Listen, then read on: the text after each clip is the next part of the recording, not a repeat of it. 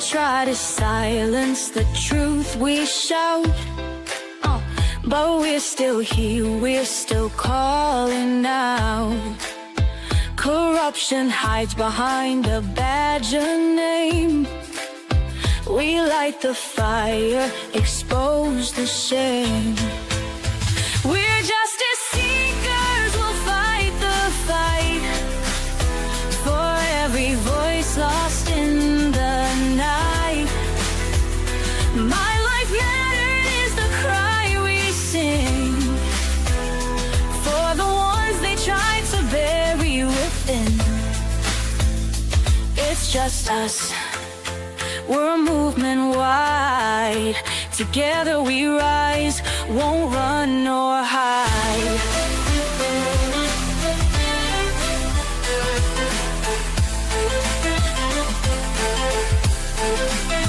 The stories echo, the pain runs deep. For stolen lives we can't just weep. Elected power but their hearts are cold. We'll bring the truth, let it be told. We're justice seekers, we'll fight the fight for every voice lost in the night. My life mattered is the cry we sing for the ones they tried to bury within. It's just us, we're a movement wide. Together we rise, won't run nor hide.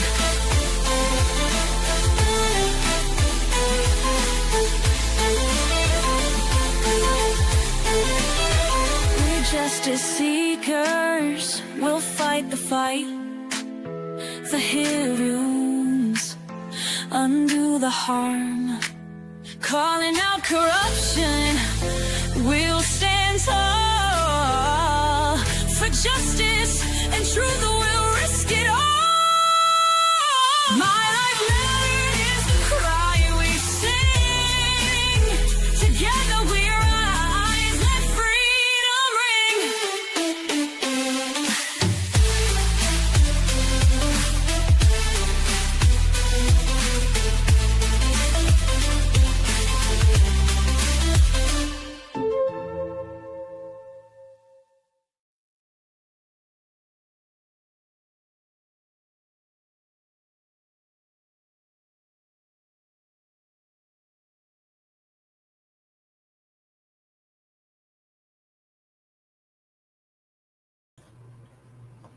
Hi there, social change warriors and justice seekers.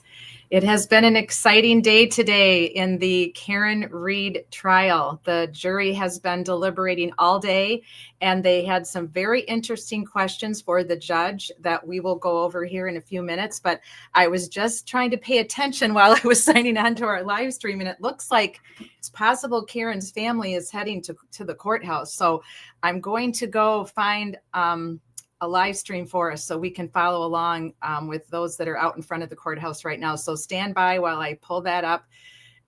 Let me quickly show you the most recent polls here and bring Julie, our blogologist, up to the stage here. Hi, Julie. So the polls that we looked at yesterday, and I know they're hard to see on the screen. Let me go to my deck here, and then I can read you the numbers out from my deck so I can see them a lot better. I added one because Nancy Grace did one. So yesterday we told you Crime Junkie jury was at 96% not guilty, 4% guilty. Court TV was at 78% not guilty, 9% guilty, and 6% lesser manslaughter while under the influence of alcohol. And then today, Nancy Grace put out a poll earlier this morning. It says 10 hours ago, so it might have even been yesterday, but guilty 29%, not guilty 71%. So the Crime Junkie had 13K votes. Court TV, I'm not sure, but it was a big number. And then Nancy Grace, 5,000. So that's a pretty good judgment, of the surveying the populace and seeing what they feel about what about what's happening in this Karen Reed case. So hi Kaz, welcome. Hi Julie, welcome. And let me find a live stream that we can pay attention to while we wait to see if the alerts are coming in. So I'm gonna go grab that right now. Hi Julie. Hey everybody, do you have Sean has the fan on. Let me turn this down. Hang on. Yeah, I just have to. He's watching. Oh shit. He's watching. Hang on a second. I gotta go find his live. Hang on a second. There we go, live. Yeah, I don't know who put. Somebody said Sue O'Connell put that the jury was coming back, and I haven't seen hers updated, but I have like a Mickey Mouse version of Twitter. Well, Mike with the Young Jerks is out front of the courthouse. Oh my God! Everybody and their mother, brother, sisters out there today. I'll pull up the back channel to have on hand, and then I'll pull up the Young Jerks to have on hand too. Hang on a second. Yeah, I think Nurse Kim's live. I think JFK's live somewhere. I saw. They're all over the place. Yeah. Of course, Resistant to Silence, Alternate Corner, they're together. Yeah, I was listening to both of them a little earlier this morning. I was following along with them. And then I watched you for a while on Sean, the back channel, and then I switched over to the Young Jerks for a while. Me and Blob went up. Hang on, I'm just finding him to make sure we don't get too far behind. Let's see, where is he at? Yeah, fan's still up. Let me make sure this is it. This says streamed 55 minutes ago. Karen asked that everyone please remain silent as the verdict is being announced. So do they have a verdict? What? Okay, wait a minute. Wait a minute. Okay, wait a minute. Everything's fucking coming hot and heavy now. I'm behind on everything. I'm trying to find that. I've got the Young Jerks up. Here's Sean's channel. He's still got the fan. Yeah, they haven't come in yet, but somebody in the chat said when the verdict comes in. Now, I don't know if that means right now or let's see, just saw Rita. That's good. Team Rita with my sign. I'm looking for here's the jury watch is at 15 hours, 13 minutes and about almost 15 hours and 35 minutes now. I'm not sure what happened to the Young Jerks feed. It doesn't look like it's there anymore. I can't find it. So let's just go back to. Do you have a Resistance to Silence you can throw up in the private chat for me? Oh, sure. Yep. Thanks. I've got Sean's pulled up too, so we can go to him. But I was trying to go to somebody outside the courtroom because it's always nice to see the crowd. I was following along on the Young Jerks, but now I don't know what happened. I heard that it's hard for them to live stream because they get cut off right there. And so many of them are trying to live stream right in front of the courthouse. So some of them have been going in and out. Yeah, that's why Sean didn't put anybody up because everybody's down there, especially now that they got close. They're like, oh shit, we're close. Let's go. So yeah, so I think it's coming in and out, and yeah, right. It's choppy, but that's okay. Let me send this. Right. I've got the screen share up. I'll just pull up one of them. Who's this one? Okay, I'll pull these guys up for right now till we get someone else up. I got it right here. I got there's Resistance to Silence. Just use your own judgment because. And so she's able to say, "See, I'm vindicated." When she was really, we can watch these guys for a few minutes too. They're interesting. She got all the court basically said, "Oh yeah, it was okay because the remedy would have." Whoops! At this stage.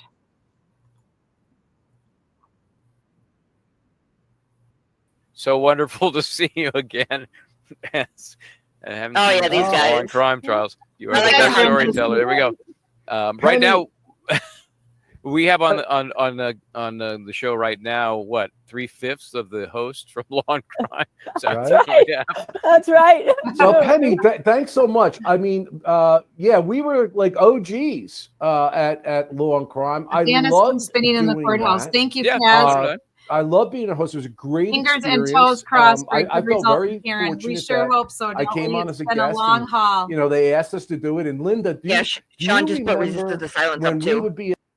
It's hard to fathom that all of us that have been following this Karen Reed case, and especially all of you in Massachusetts, it's been, this is 3.5 years now since it first happened. And then those of us that followed since the grand jury, that's been that's been 3 years, right? Approximately 3 years. So, I mean, it's a long time to have people in your brain and thoughts of people. Like, you can't help it. Think about it every day. Once you start following a case or a trial, you think about the people that you're advocating for and live streaming about and caring about, and you can't help it. And it's hard to believe how long this has gone on. It's really fascinating in some respects.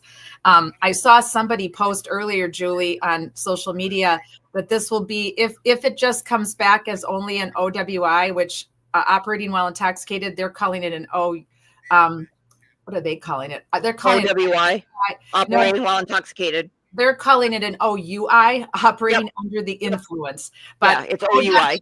OWI has been around in 49 states forever. I don't know why Massachusetts is still charging OUI. That is special. Old one, because you're special. Yeah, exactly. All right, let me pull up Resistance to Silence here for you. They're outside.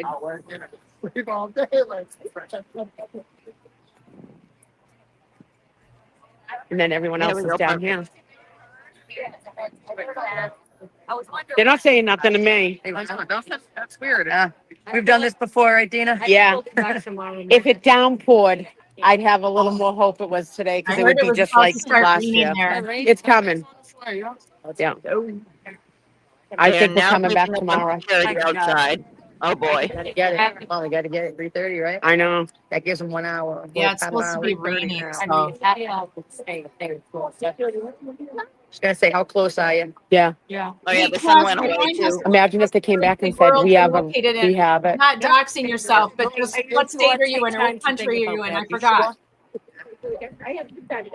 Here comes the rain, though. I'm hopeful. Here it comes. We're praying for it. It's starting to rain. Here it comes. Yes. We want the rain because this is like last year. You know what I mean? That maybe a decision was made and we can free that girl.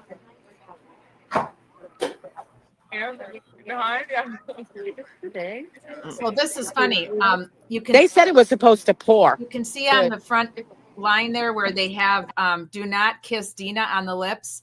Oh yeah. Apparently earlier in the day, during when everybody started really arriving, right after those questions came out, everybody started arriving like crazy, and so I guess everybody was hugging each other and saying hi, and I guess somebody grabbed Dina and a woman planted one right on her lips.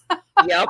I didn't see it live, but I saw her interviewed afterwards, and the reaction was quite hysterical. She said, "I don't mind hugging, but this is traumatizing. I don't want to be kissed on my lips by a stranger."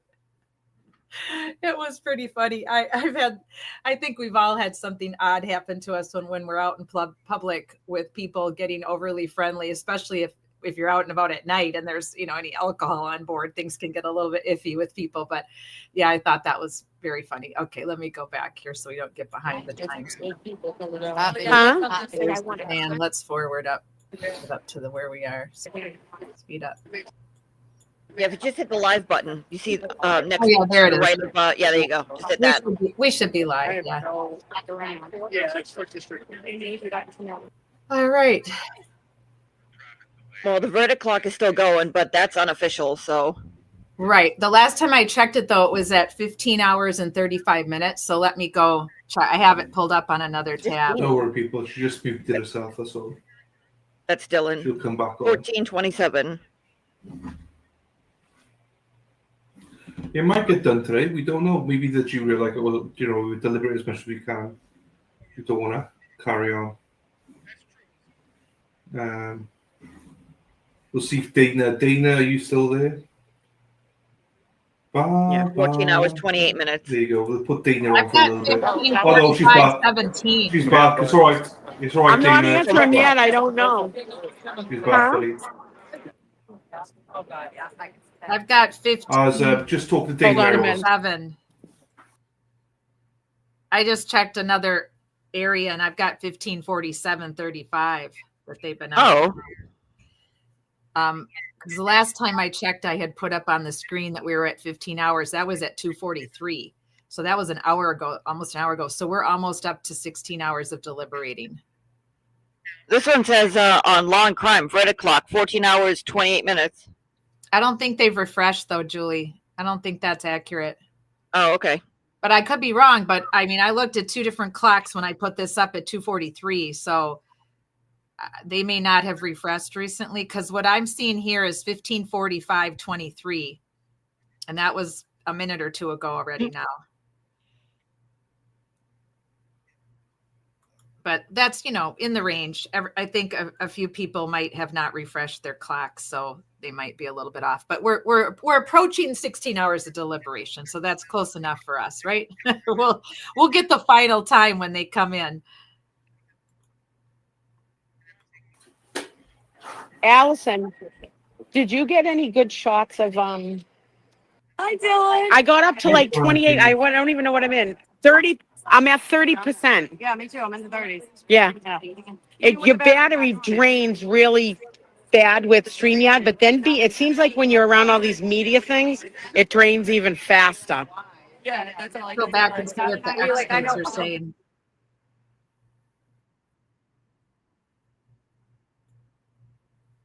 In my house, and so by the time 2.5 years later, the cushion was down. I was like, why is my ass hurt every time I get the? And I'm like, oh my god, I lost all my cushions gone. and then they called us back, and we had to go in the studio. And I remember being like angry. You know why? Because I did nothing but wear shorts and sweats for 2.5 years and a suit jacket and a tie, and I couldn't put my suit pants on. I was the first time I couldn't fit in my suit. Oh my God, Kat! I gained like 30 pounds. Yeah. And then we had to go. And do you remember when we went in? Like, can you hear me okay? There we are. Yeah, I can hear you. Okay. Randy, Someone, hang on, I gotta turn these guys off. What'd you say? Wait a second. Someone in Sean's chat put down, it says Grant Smith Ellis is reporting that the defense team has been handcuffed. What? Oh boy, I don't know if that's a joke or whatever it is. That's but, insane. Yeah, but I just think it's very funny with the way that he's just, you know, like doing his Howard Cosell Ellis. Yeah. Grant Smith Cosell calls. Oh my God, ladies and gentlemen, people are walking out of the courtroom. Too much. So you think somebody in his chat said that they were in hand? Oh wait, somebody just posted in Grant's chat. Sean leaks text message from Karen Reed that calls Aiden Turtleboy Kearney a risk. Oh yeah, that's old news. Yeah, I know, but somebody just put it in their chat just now. What else are they saying? Probably Grant. Yeah, so Grant called Turtle out on that back in when they were going to the appeals court for the whatever it was with the first and third charges, and Grant called him out and said, "Oh wait, hang on a minute. I'm going to lose it. Hang on, keep that thought because I'm going to lose this because it's flying by too quick." Someone says, "If she gets acquitted, I'm afraid the pink shirts will grow bigger. I'm never going to go anywhere in denim again. Too many pink people, frightening."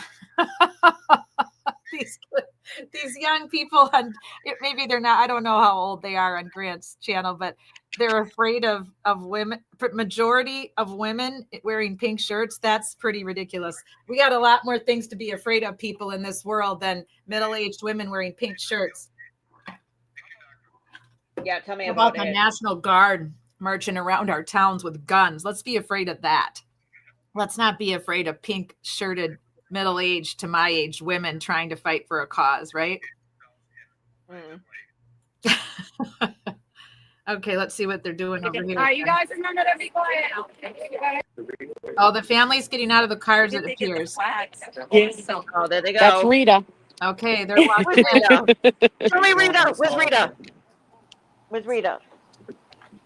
The silence is amazing. It's more powerful than what you people understand. Like it's very that nice. holds power Very nice. when you can get a group of people like this all together and they all coincide with each other. Team Rita. Very nice, Julie. Yes, I saw. There's Rita. She's got a blue American shirt on.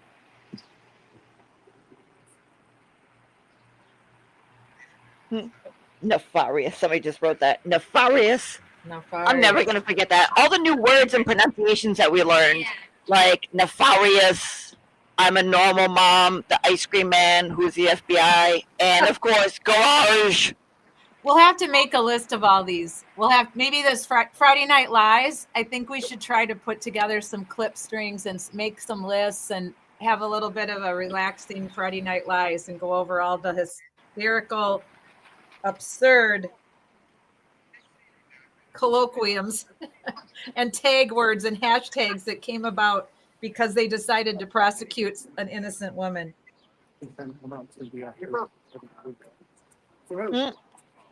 What's that? Live box.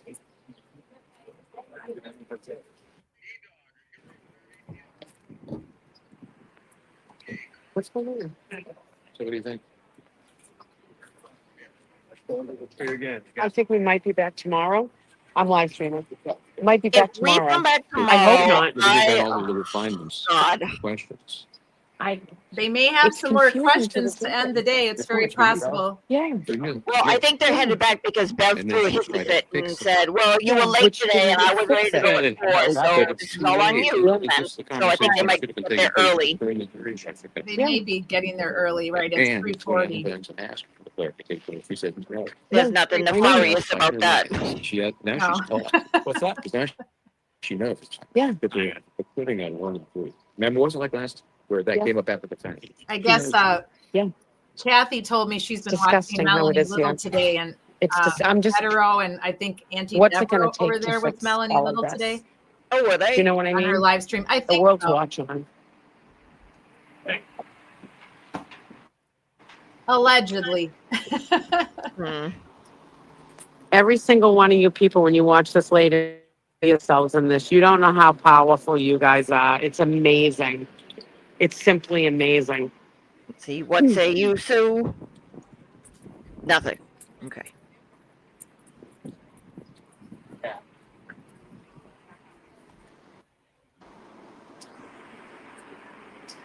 We'll see what. Can you hear us? Yeah. All right. No, it's Erica Walsh. There's Papa.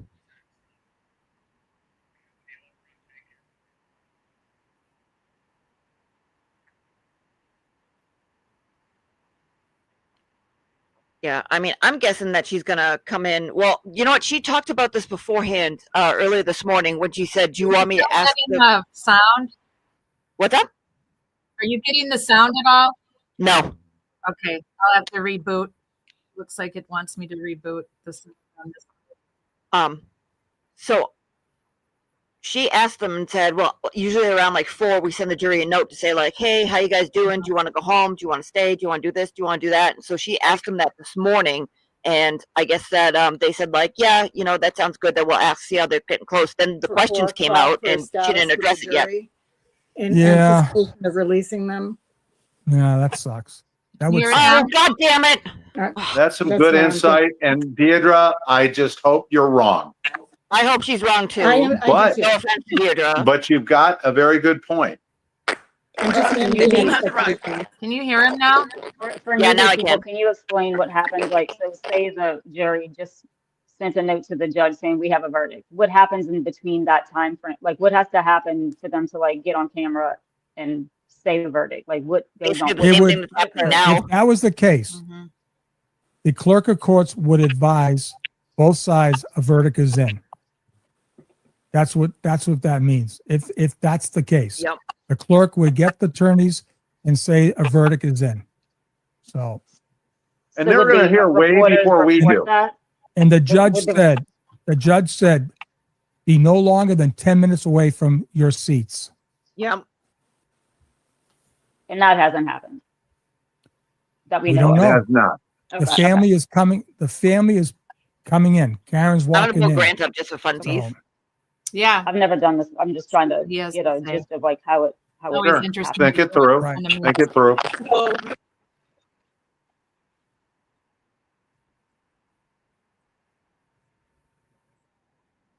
Wait, what happened? No sound. No. No. Oh. All right, let's see what Grant has to say.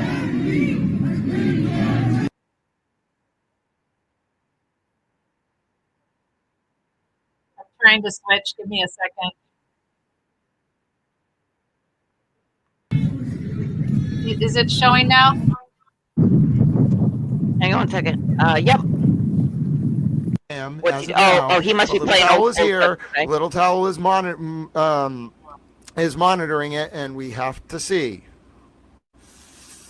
We're not sure. We don't know, ladies and gentlemen. We do not know is exactly what is going on.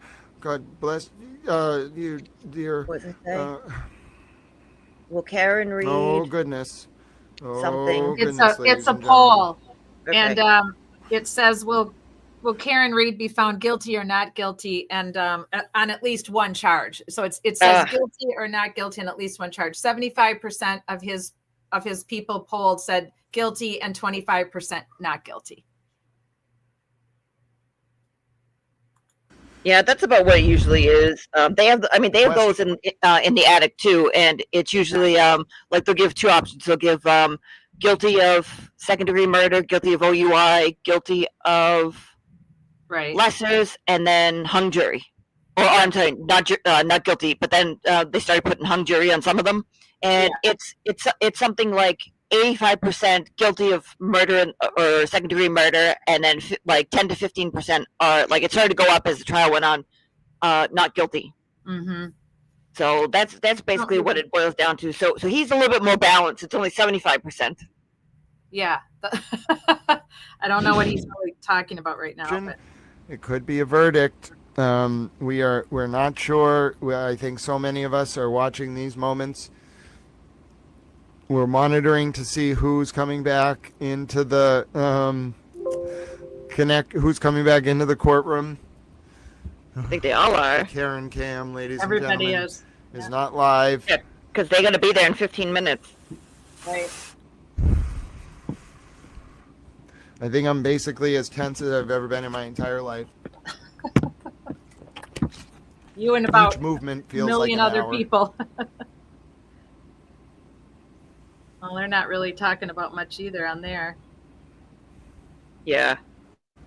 Not much going on there. I mean, I figured that he'd be all riled up. Doesn't seem to be.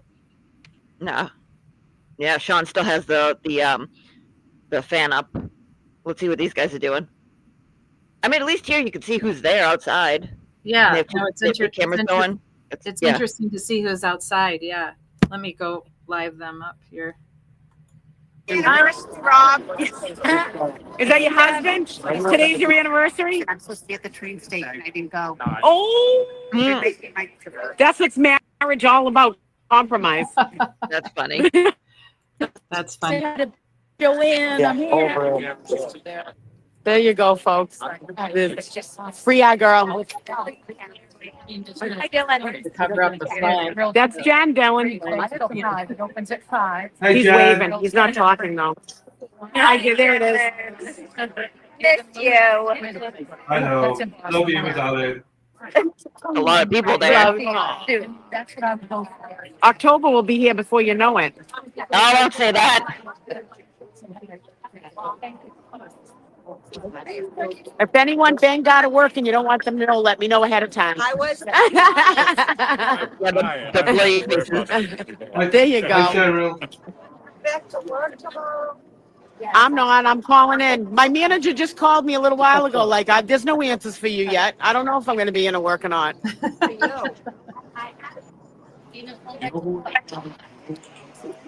I might have to find a new job. I got to cover that darn fan up so I don't have to stare at it. There's the man, the myth, the legend. Another one. I don't know, Julie. This I don't think they're going to have a verdict. Hey, now. I think they're going to wait till tomorrow. I mean, we're gonna have to see if she pushes them. Hey, buddy. I got to give Tracy a hug. I got to give Tracy a hug for you. Yep. Thank you. Hey, and Kurt, tell Donna I love her.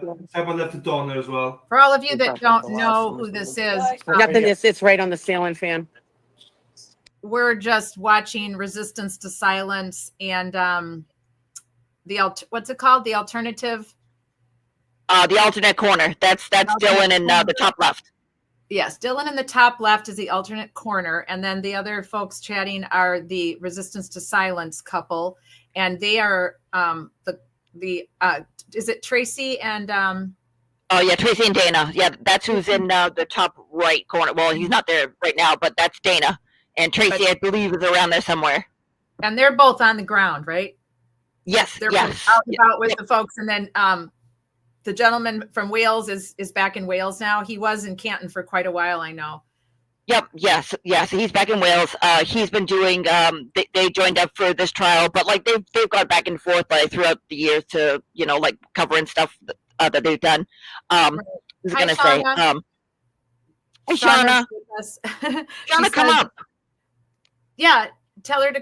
You have the link, Shauna. I emailed it to you. If you want to come up with just your audio or your face or both or whatever you want, I emailed you the link, so you have it for the whatever's going to happen here at 4:00. I'm nervous. I don't know. Shauna says that doubt a verdict today. Yeah, I don't think so. I don't know. I don't think so. I feel like they would have at least maybe another question, or I don't know. I'll be stunned if they have a verdict right now at 4:00. No. I really don't think so. I think it's going to go until tomorrow. But we'll see. I mean, I don't know. They asked some very good questions today. Those were very good questions, very good critical thinking questions for the jury to ask. Oh, she's back. Go live. Uh-oh. Please, sorry. I don't mean to be so bossy. No. It's good. It's good. I got to go to the live button. Oh, wait. There she is. Is the volume up? Yeah, I've got it all the way up. We just can't hear anything yet. I'm live with them, so if she's talking, they don't have her talking for some reason. I don't know why. I think she's asking them if they want to go home. Let's see, what did Sean say? Why are we not getting the volume? Let me try to go to somebody else. So we can't hear anything, Dylan. Oh, God damn it, she's sending a fucking Dylan, we home. can't hear what she's saying. God damn it, Bev. See you tomorrow morning, she just said. Yep. That was it. I mean, Jesus Christ, like you couldn't even ask, like, can we be this close? But nope, you just want to go home. Great news, Sean. Sean, the great news is we get to hang out with all our friends from around the world again tomorrow. Wait, let's see. Here we go. Let's see if there's any comments. Yeah, let's see. Is she back? Yeah, I'm not doing anything. I'm just waiting on this channel right now. Yes, folks, it looks like they will be back again tomorrow. No verdict. All right, let's see. All right, we'll see everybody tomorrow. Thank you. That's it. See everybody Wow. tomorrow. Oh, well. Where they go. There's a little bit of a nugget in there, though, in that they didn't go all the way up to 4:00. So it might be that they want to sleep on it and come back in the morning for a final.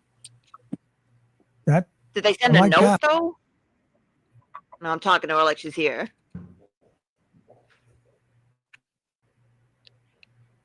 Oh, my God. All right, well, they're going to show them go out and...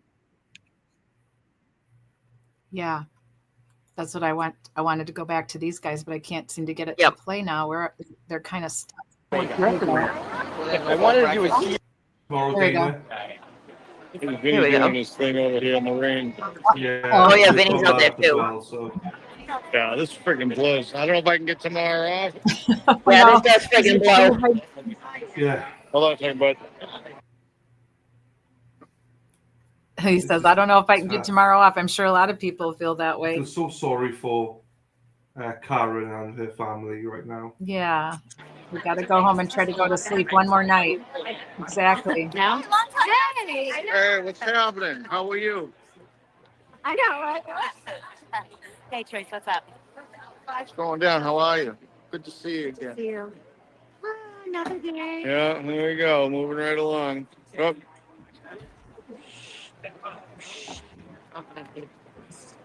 See, look at Dana hold the camera nice and steady, and then look at Law and Guilty Crime family. jerking it all over the place. Like, Parkinson's. Or low blood sugar. Yeah, I can't watch people that do that because that Doing like this. Hand signals are okay. What's that? We can give hand signals. Yeah. Been told. Yeah. Well, that one doesn't go so well. Yeah. Or the family. But you have every right to. What about that guy right there? It's Hank. What about him? No? Cass says, "Wow, I can't imagine. I can't imagine what Karen's going through." Right, just on pins and needles, and they had all those really intelligent thinking questions today, Cass, and they still didn't come up. No, with once the you word. start buying people free lunch, they don't ever want to stop getting it. Sure. Shut up, person. That's why I keep coming back. People buy me lunch every day.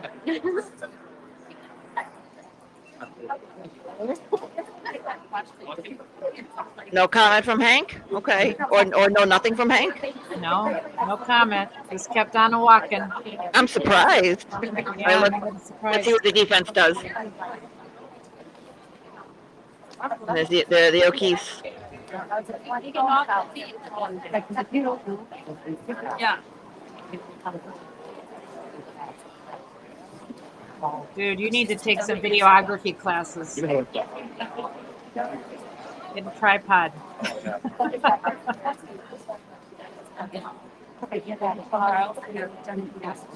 Very somber mood, bud. Yeah, seems it.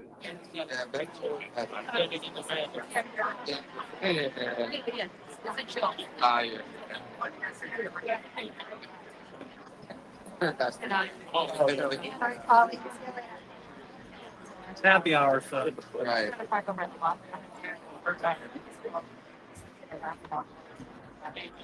Yeah, Hank looks disgusted. Yeah, he wasn't happy when the first note came by. I know that. You want to do man on the street interview? Come here. Come here. Everybody has to be quiet. Too quiet interview, okay? What do you think about the jury questions? Yeah, they're delicious. Okay. I only hope that would be the feds. Here's something from Boston 10 from yesterday. Let's see what these people have to say. You think Karen's still guilty?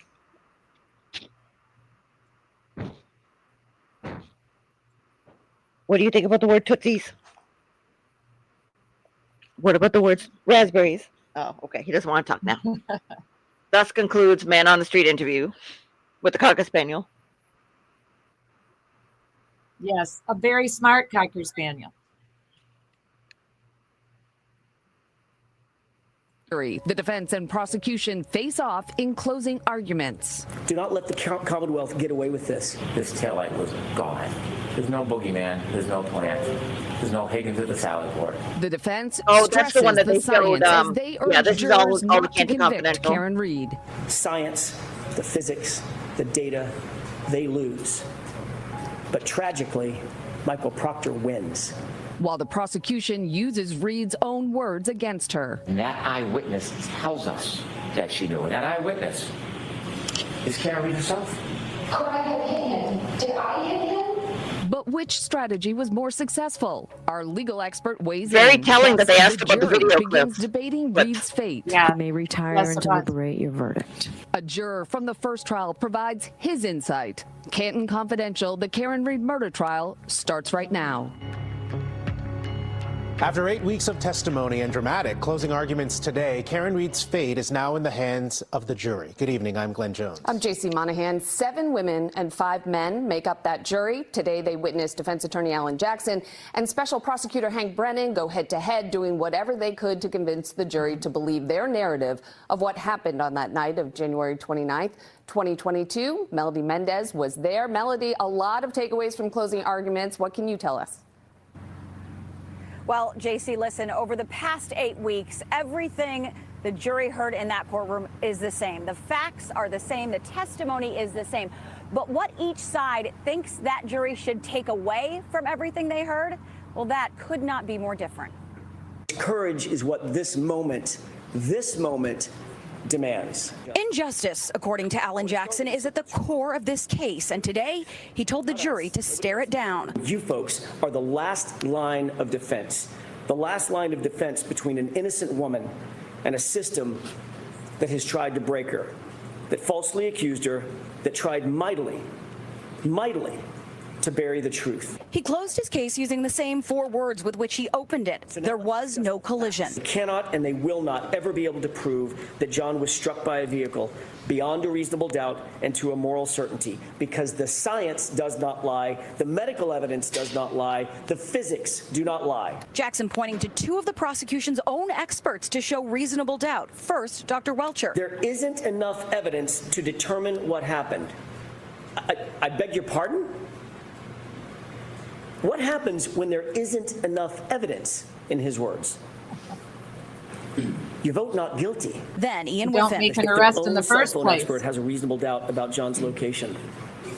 So should you. Because none of those standards, maybe, might be, possibly, probably, likely, very likely, none of those meets the extraordinary burden of beyond a reasonable doubt and to a moral certainty. Are they focusing more than once on the man behind the investigation, Trooper Michael Proctor, saying his case was corrupt from the start. Sean has it up on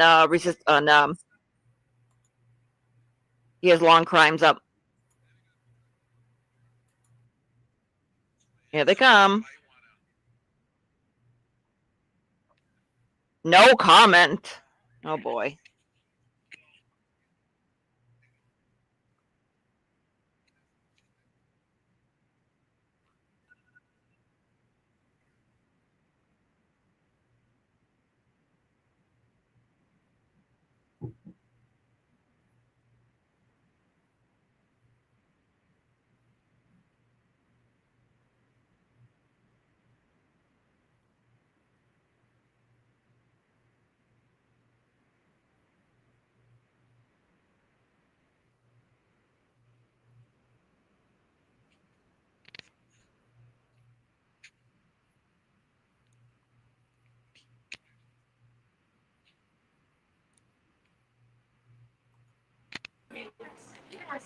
Somebody gonna talk to you. Oh, all right. You're on. Whoops.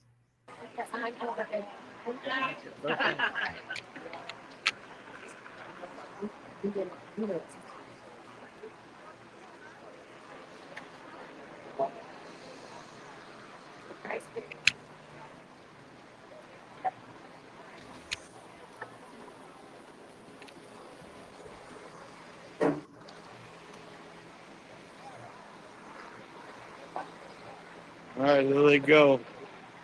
There you are. Off for another day. That's it, another day. Yeah. Well, bud, I don't know. We just get back at it tomorrow, and you know, I got home late last night, so I didn't get to send out the stream until late. So that's why we didn't know who was going to be on this morning. No, it's perfect. If Brandy's there again at that time, perfect. It works out great. Yeah. It's just if she's not there, Dina's struggling in the mornings, so Yeah. it's gonna be hard, like, you know, to go live. People just want to see outside. You know what I mean? So Yeah, no, absolutely. it's tough. No, we'll try. I'll try to figure it out tonight if I can. I'll let you know. No, it's fine. It's fine as long as somebody's there. I know Scott's there, but his phone plays up all the time. You know, so Yeah. I feel sorry for him. Like, I know. Even if we could do like this, even if like Dina doesn't want to go live and she's down here, if Scott can use her phone just to kind of, you know, we've been switching. I'm on Erica's phone still now. Yeah. Thank you, Cyrus Black. Thank you for the super chat, my darling. Bye, Laura. Well, the jury deliberated 24 hours in the first trial. It was 24, 34. No, I think it was 27, come to think of it. You want to say good night to Dylan? 27, yeah, in the first trial. Good night, sweet dreams. Now I can sleep tonight. Now I see you again, Tracy. I was having nightmares with Dana, so Sweet dreams. I'll see you in the morning. see you in the morning. Are you? Oh, that's my trash too. All right, bud. Interference. I know. I see you just like shit. Shut that thing off. All right, buddy. Yeah, we'll see you whenever. We'll see Tracy in the morning at some point, but then.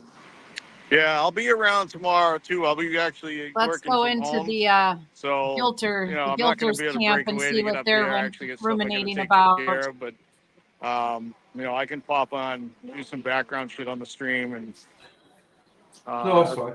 That's not the issue. As long as somebody can come on stream, it's fantastic. Panel will have a space to talk, and damn right, Hood straight from the trap. I'm right with you on that, dear friend. We're all here together, towel friends. Could these be the moments? Could these be the moments? Hello, Zen. We're hearing reports there might be a verdict from. I'm not. Did the Red Sox trade somebody? Be the comments today.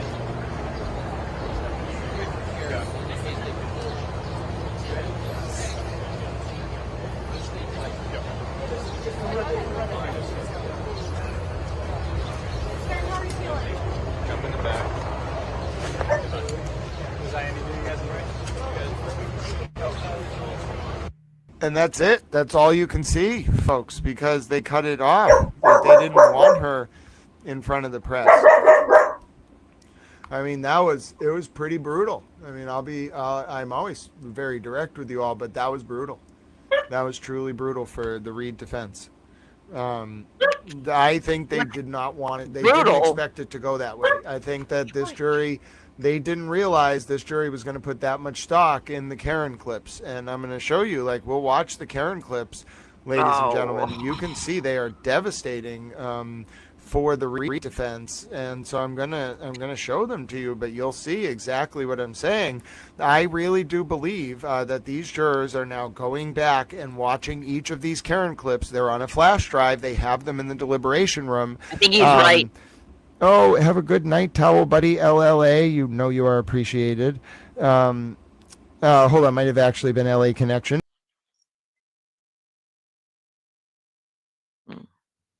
I think Grant's right on that part. That they're going back and watching all of her. Oh, you're muted. You're muted. That they're going back and watching all of her clips because it was very telling that one of the questions. I mean, it was good. It seems like the big charges are off the table, but it was very telling that they went back and they looked at all. And they asked about are her clips evidence or is it just part of a presentation? And they said nope, that's evidence. And so I think they're looking and saying, okay, if all of this is true, then why would she say this? Or maybe they just want to hear to rehear her say, I know I said I hit him, but did I really say it 4 or 5 times? I think or I wouldn't have got on the Southeast Expressway, but I was feeling I had the normal amount of drinks. I think they only keep your mouth shut.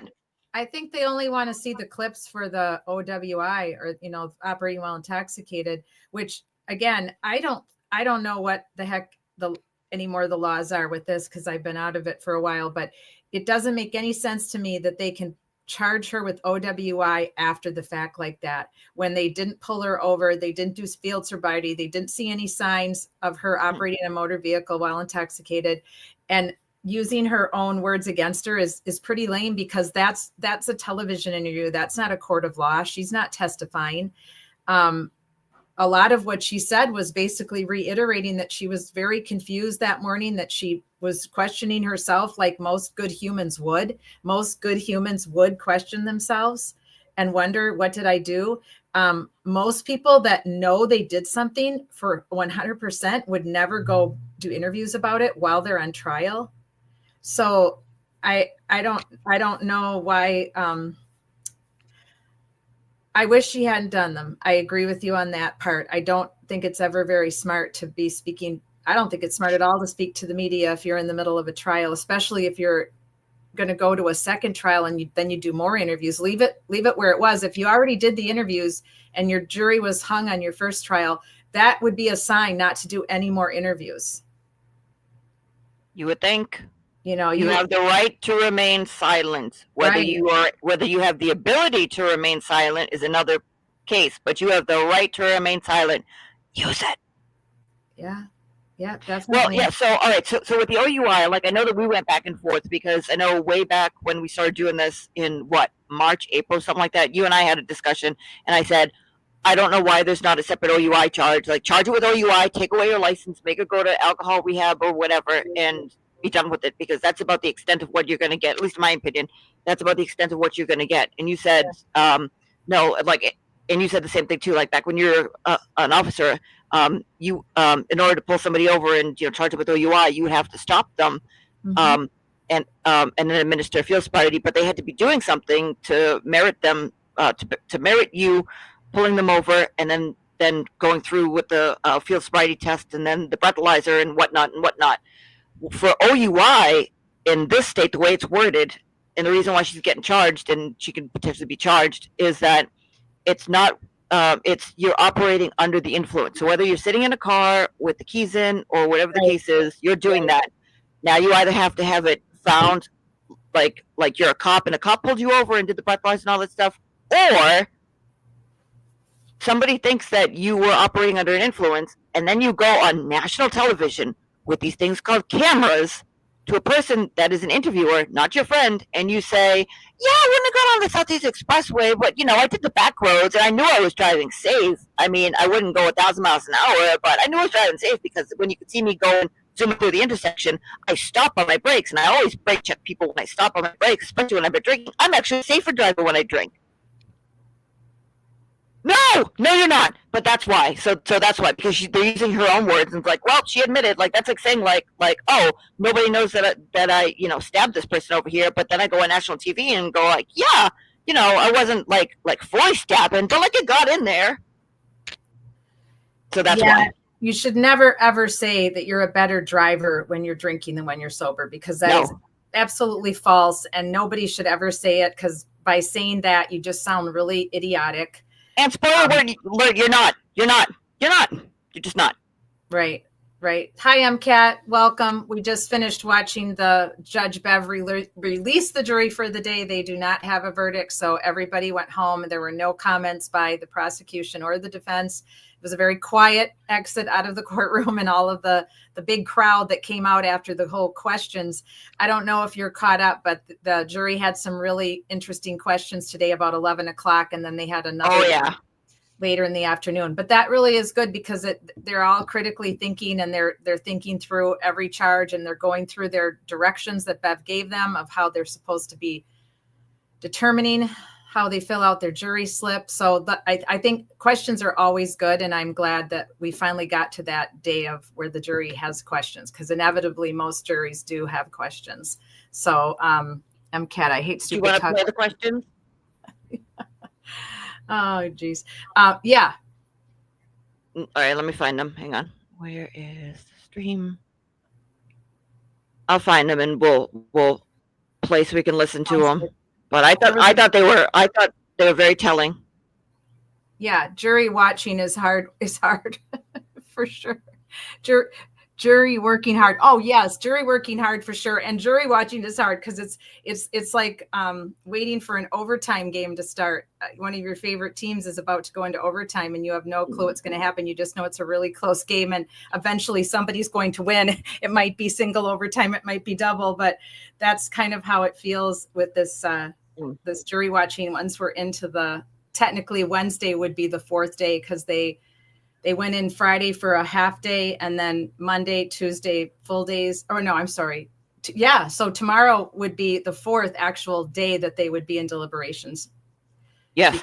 Friday would be a half day, so 3.5 days. But tomorrow is the fourth day that they'll be deliberating. So I put the link in on the private chat, the second one. All right. Thank you very much.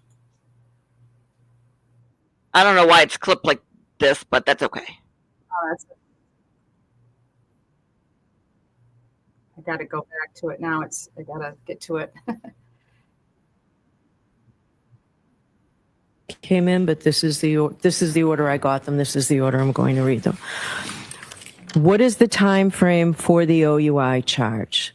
Offense 002, Section 5, OUI at 12:45 or OUI at 5 a.m.? The second, are video clips of Karen's interviews evidence? How can we consider them? And the third, does convicting guilty on a subcharge, example offense 2, number 5, convict the overall charge? All right, so I received 3 questions from the jury. Oh, there it The is. first one is, He appeared on note card. So that was it.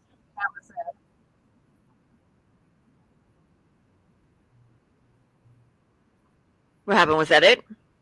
Yeah, that was it for that clip. I'm just going to. Oh, okay. Yeah, I thought that was a little bit longer. All right, let me see if I can find court for the day so we can listen to the whole entire thing. But did she read all three of them? Yeah, she read all three of them. Oh, okay. All right. Yeah, and then there was a fourth question about that came later. Yeah. So so that came yeah. Well, so there were issues on that one too, as to whether or not they got the answer to the third question, to the three questions, and then they got the fourth, or did they write the fourth and then receive the question for the three answers? Hey, I'm Cap. Hi. We're just going over the questions that the jury had today at approximately 11 o'clock. Oh yeah, I didn't hear any of this. Oh, did you hear the little piece that we just played now, or? Yes. Okay, yeah. So they asked three questions. So it sounds I mean, it's to me it sounds like the big charges are off, like murder, second-degree murder is off the table, and the first count 2, involuntary manslaughter. Now, it sounds like the lower charges could potentially still be in play, but what it sounds like to a lot of everybody is that it's either OUI or nothing. So that's why everybody was getting all excited, saying, "Oh, we'll just OUI, we'll go from there." I'm sorry. I think I might have I can double hear you. I think I might have the other thing on or something. Oh yeah, you might have us on twice. If you no, I'm good. Okay. If you have your phone on, you got to keep it quiet. Yeah. Let me see if I have any other clips that I've added in to show you guys. Hang on a second. Let's see here.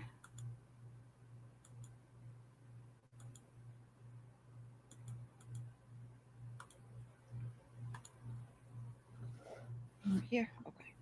It doesn't want to come on the stage for some reason.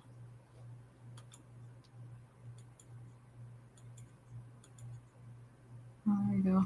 Oh, so this is interesting. Let me play this for you guys. Truth and Transparency was talking about the jury form today, and she was going off. So there's a trigger alert for language, but I'll warn you now. Let me grab that for you guys. We have trigger alerts for language. I mean, has nobody been on the stream before with us? Exactly. I watched her on another trial, and I can't remember what trial it was. She is so good. Oh, she was on. Yeah, there were people who were complaining about her, and people have reviews of her, but they said that she's like a data person. She is. She's a big. So why is that a bad thing? I don't think that's a bad thing. Being a data person, absolutely not. It's just that what you do with it. There was a creator. I'm not going to say the name. She did a stream on the text stream data and key cycle 1162 and looked at the data that came from 1162. And she started her stream. Hey, everybody, I'm blah, blah, blah. And I'm going to go over the text stream data. Now, I'm not a car person, but we're going to figure this out. And she went and made interesting accusations, but the data was there. And for other parts, she did graphs, and it was very well done. But she started the stream as, I don't know anything about cars. And that, to me, should have been the end of your stream. It should have been, hey, everybody, we're going to talk about text stream data and key cycle 1162. I know nothing about cars. That's my show. Bye. I understand that you want to help, but please, don't make it worse, because she made accusations towards Commonwealth and, there's something very nefarious going on. So, yeah. I don't like that part. But other stuff, more power to you. Yeah. Go find her here. Yes, because she's Kat. Are you watching her? So she's doing a lot of the Koberger stuff, right? Yeah, I've been watching her because she works she's been her and Embry that I watch. Pavarotti, he's been covering this from the beginning with all of his theories and combing through. He has every police report that he could get his hands on that was allowed to be looked at. He can't really have a lot of police reports because they haven't releasing them, but he has every court document. He's read through every charging document. he's gone through surveillance cameras from the Linda Lane area, which was across the street where the apartments are from the house. And I mean, he's gone through everything backwards, upwards, sideways, trying to figure out if BK truly did this. And if he doesn't think he did, he thinks that there's a third party culprit. So let me pull this up. Let me know if you can see it. Did it come up?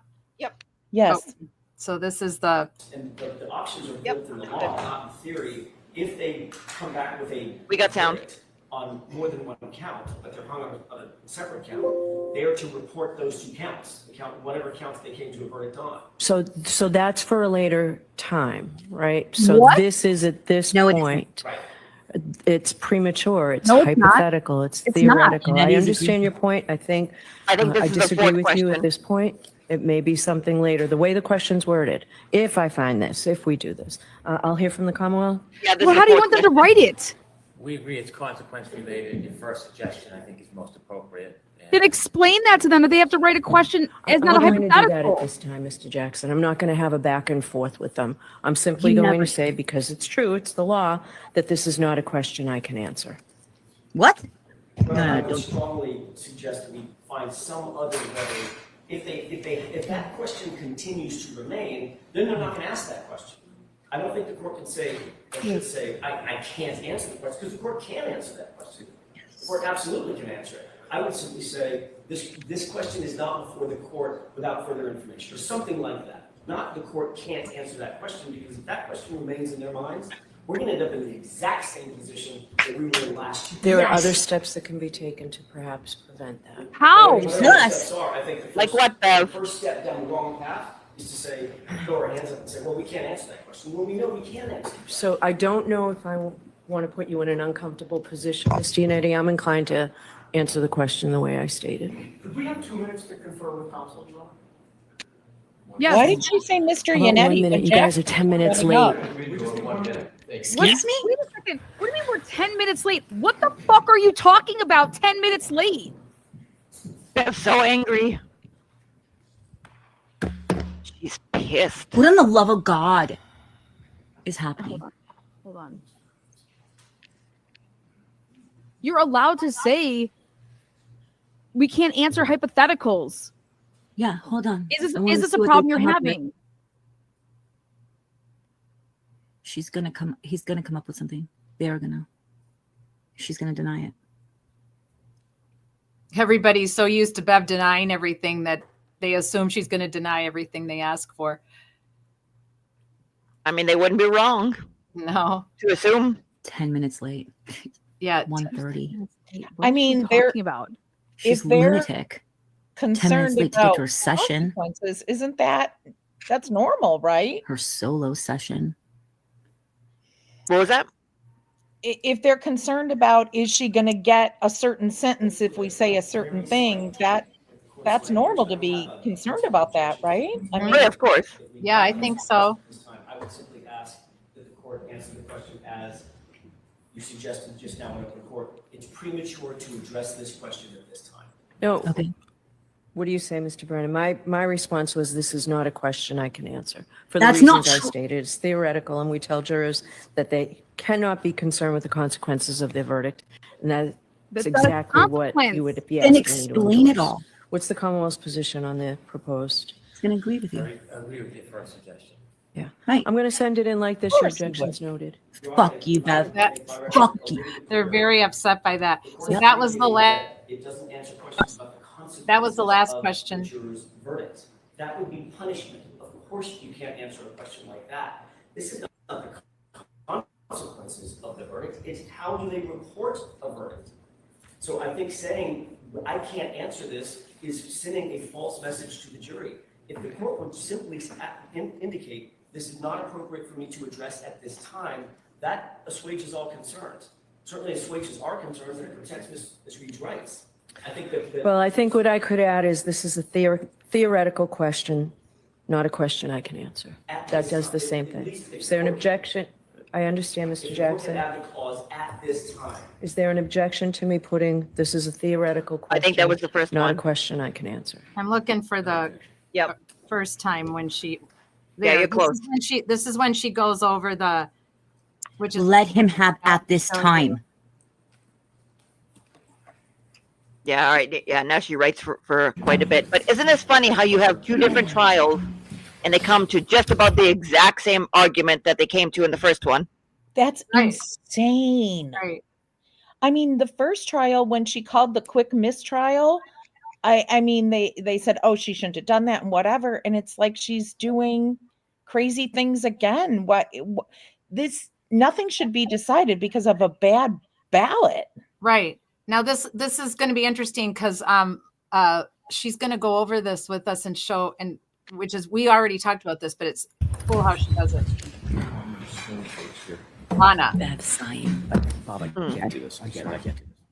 Okay, so now the O'Keefe family has left? They haven't. Well, they didn't show up. They didn't show up for the first questions. Yeah, they came in late. The one we just showed you was the last question, right before lunch. And this is, there were 4 questions. Yeah, these 3 questions are about 11 o'clock ish. Oh, so they didn't come for the morning session? There wasn't. Oh no, they did. It was just that they showed up a little late. Like you'll see them come in. Okay.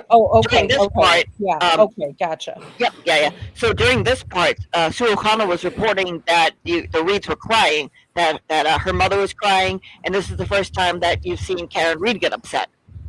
So, yeah. But everybody said, "Oh, the defense team is jubilant." He said, "But they're crying." I think she was crying because of the possibility that they were I think she's wearing green as well as her mom. Awesome. Find her guilty for the OWI component. There was just OUI and nothing else? Or right. I think she might have been crying out of relief that they're not going to send me to prison for 15 years or 20 years. Sure. That's just my guess. Well, I think at this point, anything is a relief. Like, just feeling like the process is moving. Yeah. Yeah. Right. Oh, I mean, the pressure that they're under, I don't even know how they could without the O'Keefe sleep there or if it's eat really or important. anything. So that will tell you things too. It's just a question. Let's see what it is. Oh, notes being passed. So there was something interesting that happened Brennan. here. Bob said something to Jackson, and Jackson said something to the effect, it was an open mic. I can't do this. He either said I can't do this right now or I can't do this again. So I don't know if Bob was trying to give him advice and Jackson didn't want it at that moment. He was trying to focus and figure out what he was going to say. I think that's what he said, because a couple people played it over, and it was definitely a hot mic, and it was definitely Bob trying to talk to Jackson and Jackson saying, I can't do this right now.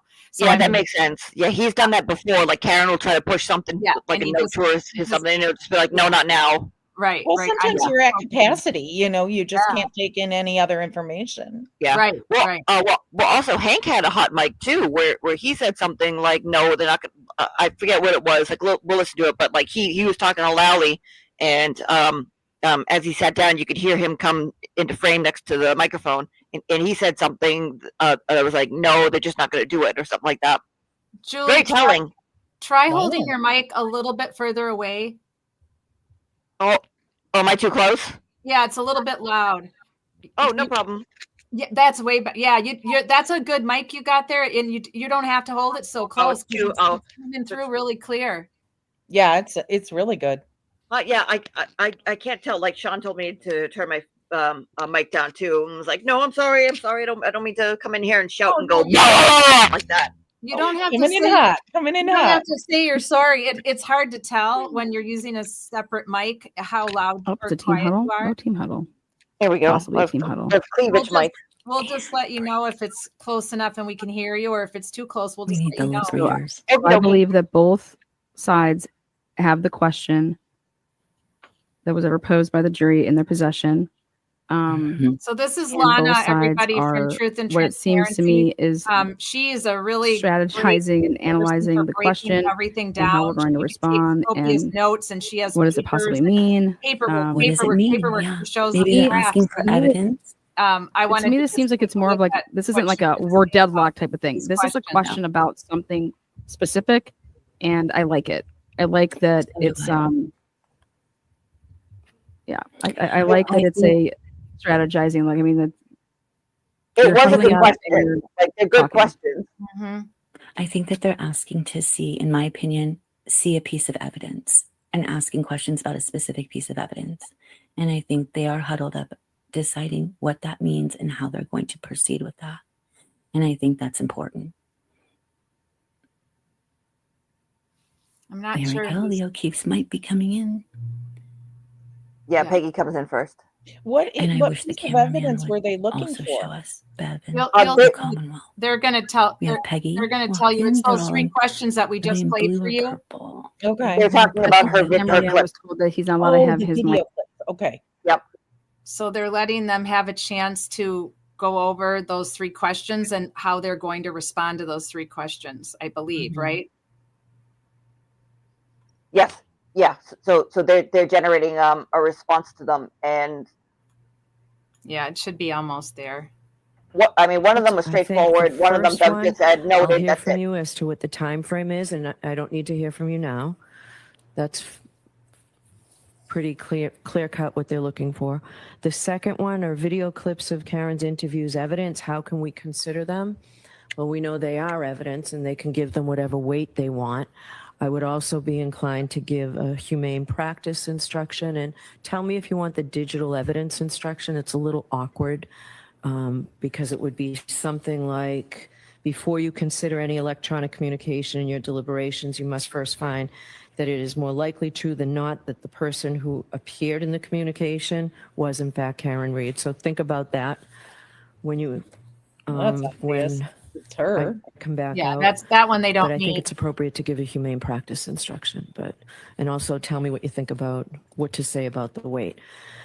The third question is a little bit more, I think, unclear as to exactly what they're looking for. Does convicting guilty on a subcharge, example offense 2, number 5, convict the overall charge? What I'm proposing, I gave you both a verdict slip where I included the language. I know yesterday I said they have to be read hand in hand, the jury instructions with the verdict slip. I've incorporated the language from the jury instruction into the verdict slip. I've given each side a copy. When I come out, I'd like your input on whether you think this is appropriate.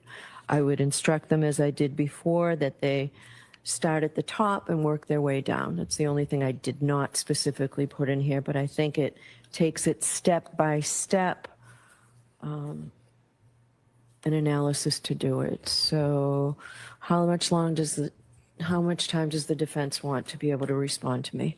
Perhaps 15 minutes. Okay, and the Commonwealth? That will suffice. Okay, so it's... That will suffice. 7 past. Why don't I come out at 25 after, give you 20 minutes? Thank you, Your Honor. All right, so we're gonna listen to that one more time.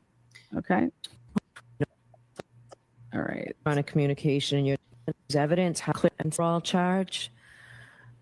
Let's go forward and see what she has to say, because she does a little. She shows us in her own notes what is the prop. Here we go. Let's go back a little bit. There we go. If they're in there and they're saying like, okay, fine, listen, we'll compromise with you guys. We'll charge her with the DUI, and can we agree that this other shit's out? Then fine. We'll meet you there. Can you imagine? Tell me who in that jury deliberating room wouldn't be like, okay, fine. I will agree to that.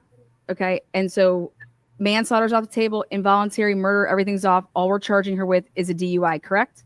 Everybody agree? All right. Give me the piece of paper. I'll sign that. Now that's what compromise is. Even though, do I think that they prove that beyond a reasonable doubt? Nope. But guess what? I get to go the fuck home, and an innocent woman isn't going to prison. Sounds like a win to me. Win-win.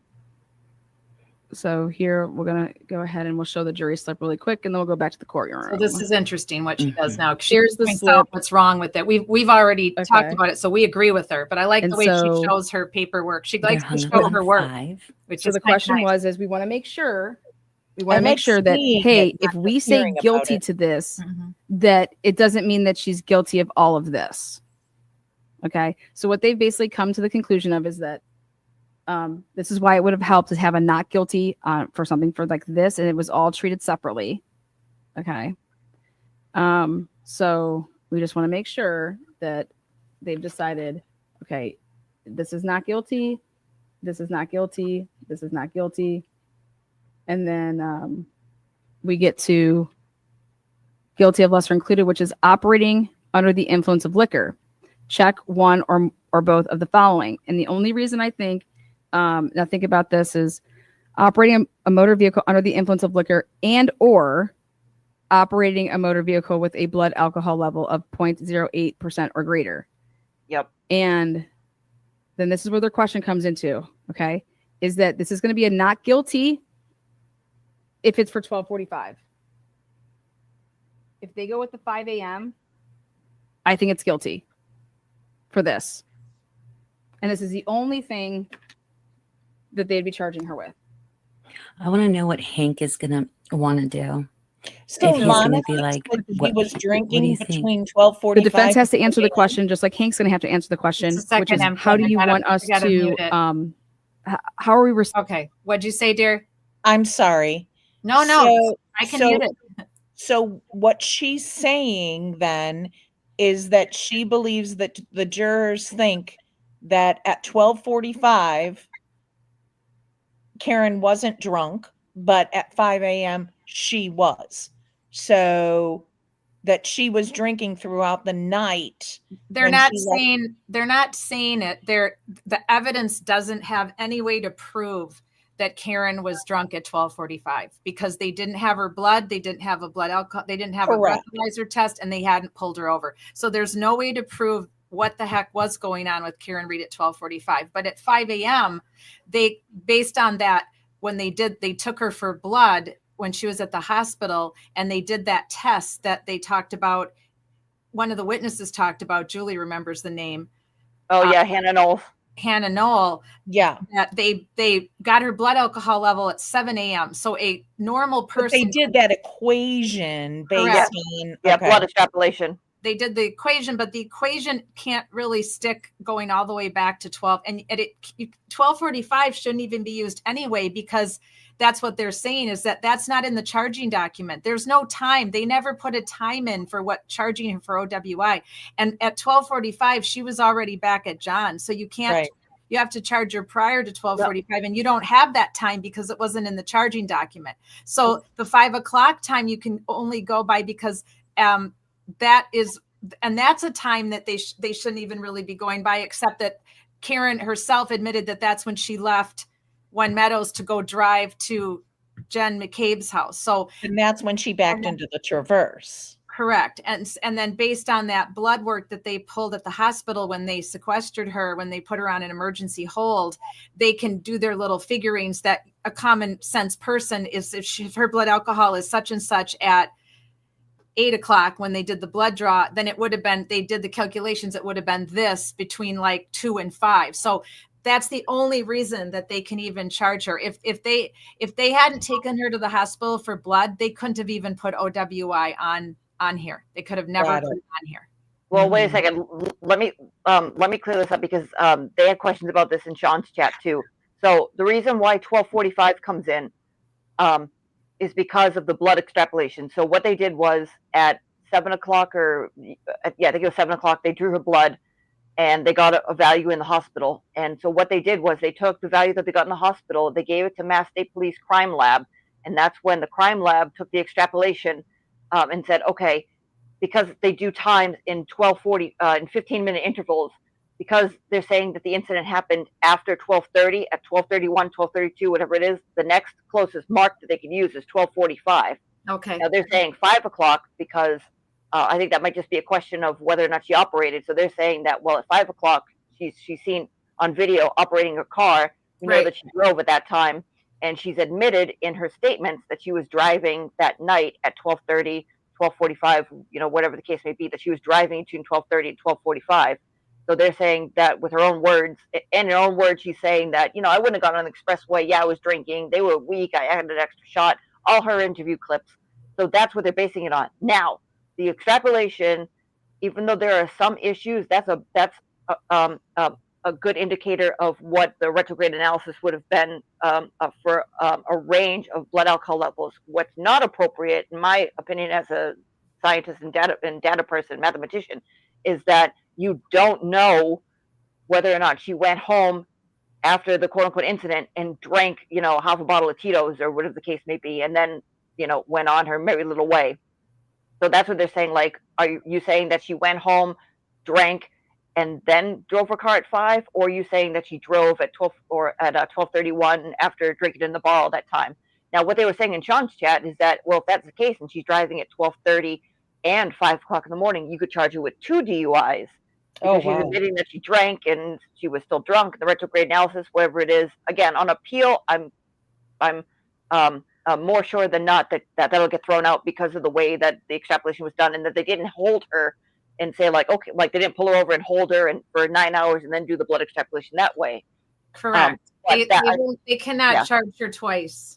Mm-hmm. Well, they can't charge her twice for the same incident, but they can charge her for 2 separate incidents. But that's not what the case here. They're trying to figure out but where she's she was only driving drunk. But the charging document, she's only being charged once, so they can't charge her twice. So they have to pick. Do they feel there's more evidence at 12:45 that she was driving drunk, or do they feel there's more evidence at 5 a.m. and after that she was driving drunk, or do they feel the evidence isn't conclusive enough and it's beyond, there's not anything beyond a shadow of a doubt, so then they can't do it at all? Yeah, exactly. Right. Then they can't charge her with anything. Yeah. Okay, great. Thanks for sharing that with us. Yeah. Appreciate it. Okay, let me go back here a minute and see what else Lana has to say. Responding to the question, you have to write it down. And so hopefully it's like, no, the 5th charge by itself, if you were to find her guilty, because basically they're not asking if they're not guilty. They're basically saying, if we charge her with this, we're making sure that none of this is included. We just need to make sure. That's what they want. And so sure. The defense is going to say, if you were to charge her, or if you were to say that she's guilty of number 5, you can do that by itself, and it has nothing to do with 4, 3, 2, or 1. Or you just have to say 4, 3, and 2, because 1 is just saying you're not guilty of everything. Yeah. And but the real question is how do you answer it? Is it the 5 or is it the 12:45? And when Bev was explaining this, she went through this just like Lana did. If this is not guilty, move to this. If this is not guilty, move to this. If this is not guilty, move to 5. If 5 is not guilty, then she says go all the way up to the top and check 1. But then she didn't like reiterate that if you say she's guilty of a lesser, that then it doesn't fall underneath. If they're hung on the lesser, can they come back again for a 3rd trial and then recharge her with this manslaughter? I think the answer is yes. Yes, they can. That's what Melanie and the group of lawyers that she had on Friday was talking about, saying that right. Could there be a partial verdict on count 2 because of all the lesser included? And she said no. In Massachusetts, it either has to be all or none. That's why this Wow. OWI should have been a standalone offense. Yes. Just charge her with drunk driving, not under the manslaughter charge. Wow. Because they could charge her with manslaughter. They could believe all of the science and the data that Hank pushed out to them, but not believe there's enough evidence to charge her with the OWI. And they could just charge her with the manslaughter, but not the OWI. They have the option to do that as well.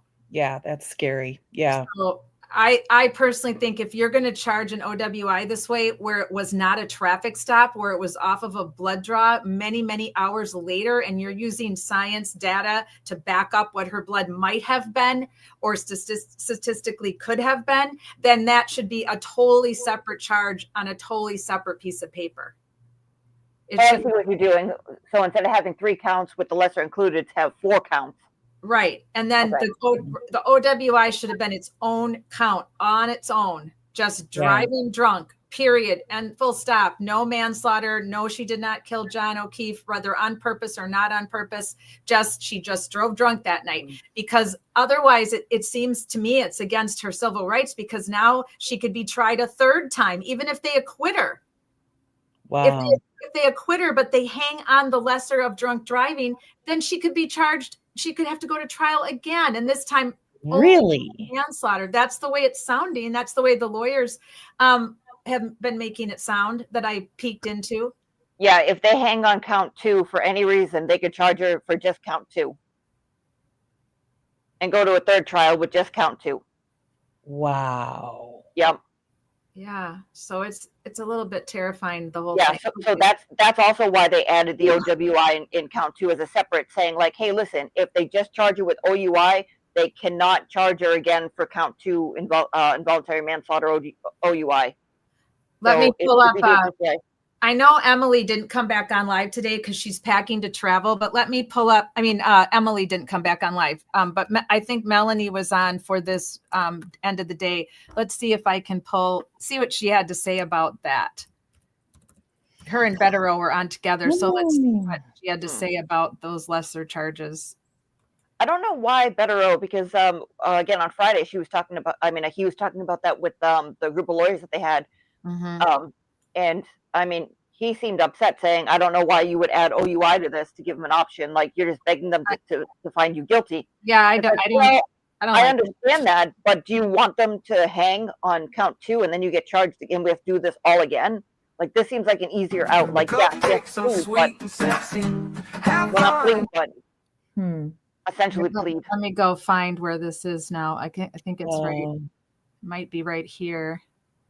Yeah, it was 2 hours in. Of one of the lesser included charges on count number 2, for example, if we convict of, let's say, drunk driving, are you going to convict her on the entire manslaughter charge? That's what they want to know. Some of them must be back there arguing, we don't want to find her guilty of the OUI because I don't want her to be sentenced to 20 years in prison on a manslaughter charge. Right? Those are my thoughts. And those are the perfect questions to get to those thoughts. Right. In my opinion. And that's what the 4th question was too. Each side has asked for 15 minutes to argue, and that's great news because, again, that means to me that they've already acquitted on counts 1 and 3, just like the jury did last time, except this time the instructions were so much more clear that they were allowed to fill out slips 1 and slips 3, and they're stuck on slip 2, and that's why this is taking longer, and it's okay. That's excellent news. Excellent news. Well, we hope so. Her blood was taken at like 9 a.m. 9 a.m. Okay. I thought it was right. And so some of the people, yeah, all right. We'll show the verdict slip again. Let's do that. Excellent idea. Thank you. I'll be right back. They were coming back at 11:25 to argue this. I'll be right back. I have to run the out. Okay. I was just talking to my sister's dog. And this is exactly what I thought was going to happen when I heard that slip. When the defense wanted to add that count to slip, add the lesser included to the slip. So let me pull it up for you. Give me a sec. Yeah, she's kind of. This is great news. This means the end is nigh. The end is near. We're getting there, you guys. We're getting there. The jury gets it. They understand it. That's my opinion. That's what you're here for. And that's what I'm here to give you. They don't want to put her in jail. That's right. They don't want to put her in jail. They're afraid and they're arguing back there. Listen, if we find her guilty of the OUI, they could throw her in jail. And Turtle Boy said, you heard Aiden earlier, that Turtle Boy said that he loves the jury foreman, that he can't wait to hopefully interview him when this is all over. Let's look at slip number 2. We'll go back into the courtroom at 11:25.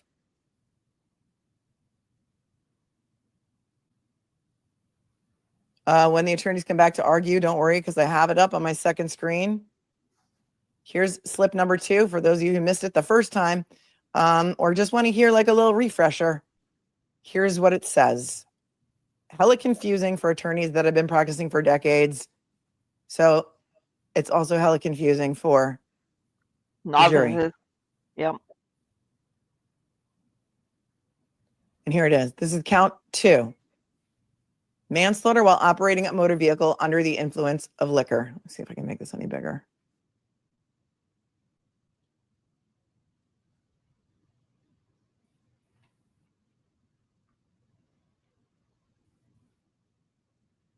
I don't know, Julie. What do you think? I mean, would you feel comfortable as a juror Not really. charging Okay, her with here we that? I don't think I would. There was never a drunk driving police report.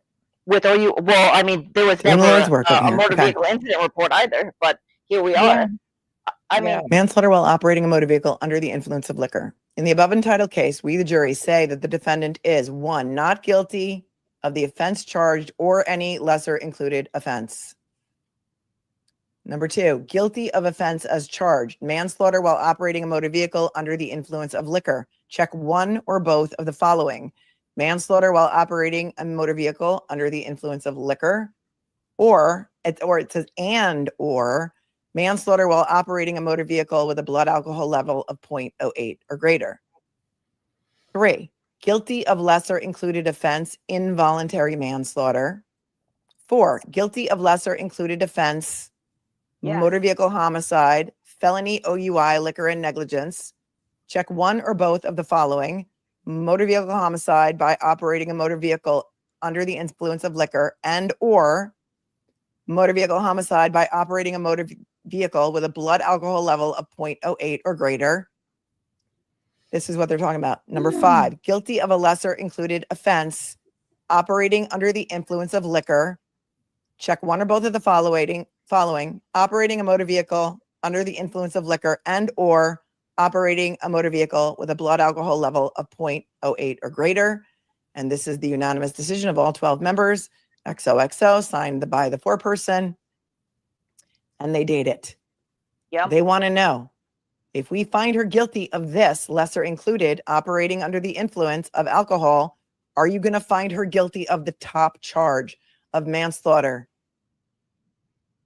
This, number 5, is the only charge, the only lesser included that does not involve a car accident. The only one. So if they do not think there was a car accident and they want to find her guilty of something, this is a way for them to do it without saying that there was a car accident. In my opinion, this is great news. They wanted further instruction on how to deal with this back there in the jury room. They want to know how much weight they can give those clips. Are the clips of Karen, are those interviews evidence? Yes. And they want to know the time frame for the OUI charge. Are you saying she was drunk at 5 a.m.? Or are you saying she was drunk at 12:45? I need to close this. Hang on. What you looking at? She's looking at something. Wasn't the equation that they did? And now we wait for them to come back. But she didn't hit him with the car. She doesn't need to hit him with the car to find her guilty on that charge. The defense wanted that in. They got it. And that is why it's taking so long. In my opinion, this shows they took it all in. They're getting it. What was that? So we wait. We wait for them to come back and argue. She's going to give them. Well, she said it was going to take 15 minutes. She was going to give them 15 minutes to prepare their argument. Calculation. And then she's going to come back. Didn't it come out like really astronomically high? Yes, it came out between 11, 14. And they are to come back at 11:45. So let's go back and listen to the questions one more time. Julie, for those does of that you just tuning in, so that you can hear it. Is We have it about possible with the 11 amount minutes that until they're he's going to being come back and accused of argue. drinking? Yes. Seems like a lot. She waited for the O'Keefes to enter the courtroom She's tiny, tiny. before she got going. So that's also my issue. And with, that was the right thing to do. The blood alcohol. Like aside from the car stuff, this was the other issue that I had using the mathematical model and everything else. Questions to you because we don't know the population that was used. We don't know if it was. I think the population was predominantly male and larger sized male, so they're going to be able to hold. And Karen is a smaller female, so it's going to skew one way as opposed to the other. That's also why David Yannetti, when he was questioning Hannah, said, well, there could be issues with it, saying that you could have different metabolisms, which he's absolutely right on. You could have the amount of water, which of course, like that's what you're going to argue anyways. So, I mean, it's most likely going to get overturned on appeal, but the data that goes into the model that was used is predominantly like larger people.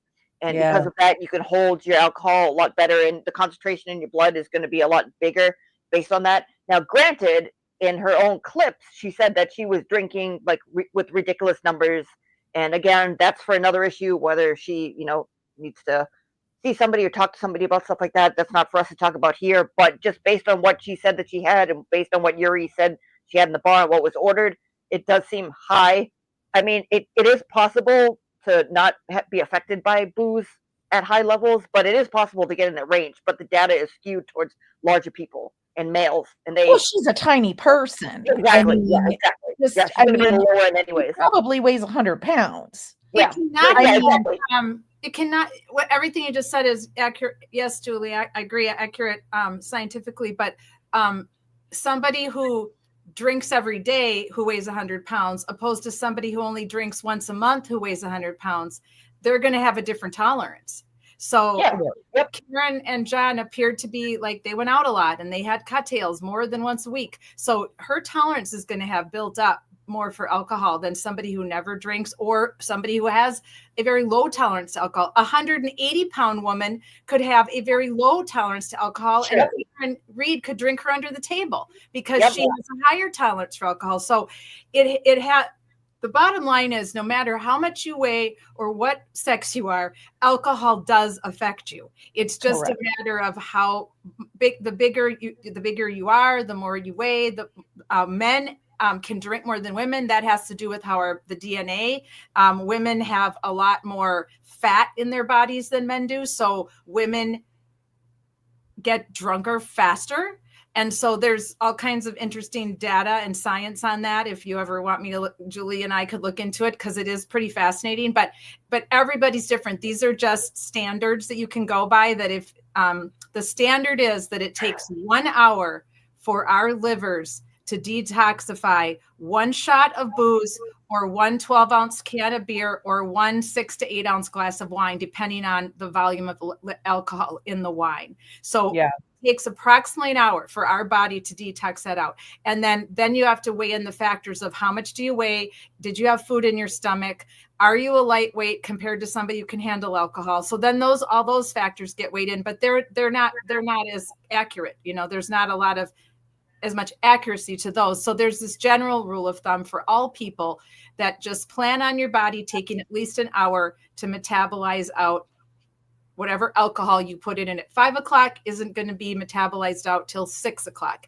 And then, so if you're drinking 3 to 4 drinks an hour, then do the math, right? And then you add in all those other factors. And so I, agree with Julie all along. I mean, Karen Reed had way too much to drink in that 4-hour time period that they were together. Not even 4 hours. They didn't get to what, CF McCarthy's until 9? I think 9, yeah. Approximately. So she didn't get there till 9. John was already there. So John had been drinking longer, John and his friends that were at CF's, but she didn't get there till 9. So we don't know if she had a glass of wine or a cocktail before she left either. We don't know that. It seems like that whole group of people, they all drink and drive thinking they're okay most of the time. Well, John knew he wasn't going to drive because that's why he wanted her to come. Exactly. Right?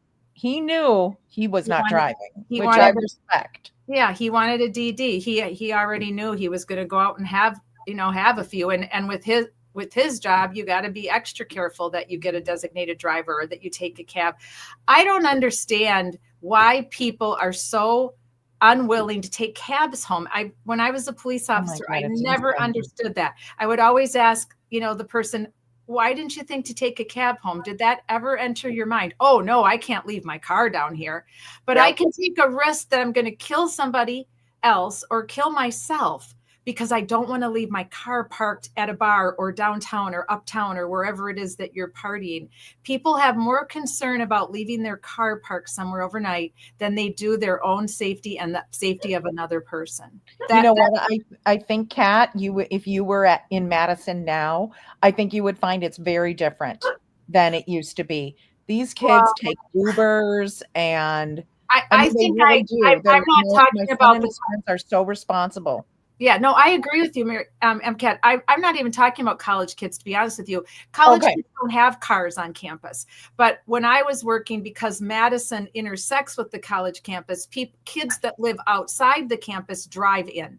Sure. So the kids that live on the campus, they're great about taking cabs back to their dorm or their campus apartment because they don't have cars, most of them, or they have buses. It's more like the commuters. It's the commuters who live on the outskirts of Madison who come in on the weekend, and not even commuters. These aren't even necessarily college kids. I'm talking about people in their 20s, 30s, and 40s who come downtown Madison to party, and they have an absolute do not want to take cabs. They don't want to leave their cars parked downtown.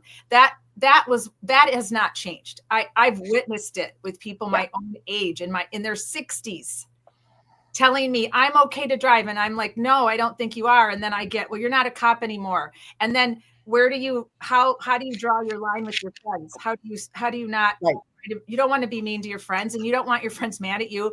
Of course I know I'm not a cop anymore, but I'm very observant of when, it's a learned behavior from when I was a cop and I went through the training. Plus, most of us can tell when our friends are drunk. You don't have to have been a cop to tell when your friends are drunk. Yeah. This isn't me being a cop. This is me being a friend. A friend, right? Because I can tell you've had too much to drink. And so I don't know why our culture can't start to come around better to, if you want to partake in drinking alcohol and you don't want to put any limits on yourself, then for the love of God, at least don't drive there. If you know that you are not going to control yourself, if you know you have a history of getting drunk, then do not drive to the place where you know you have a history of getting drunk at. Exactly.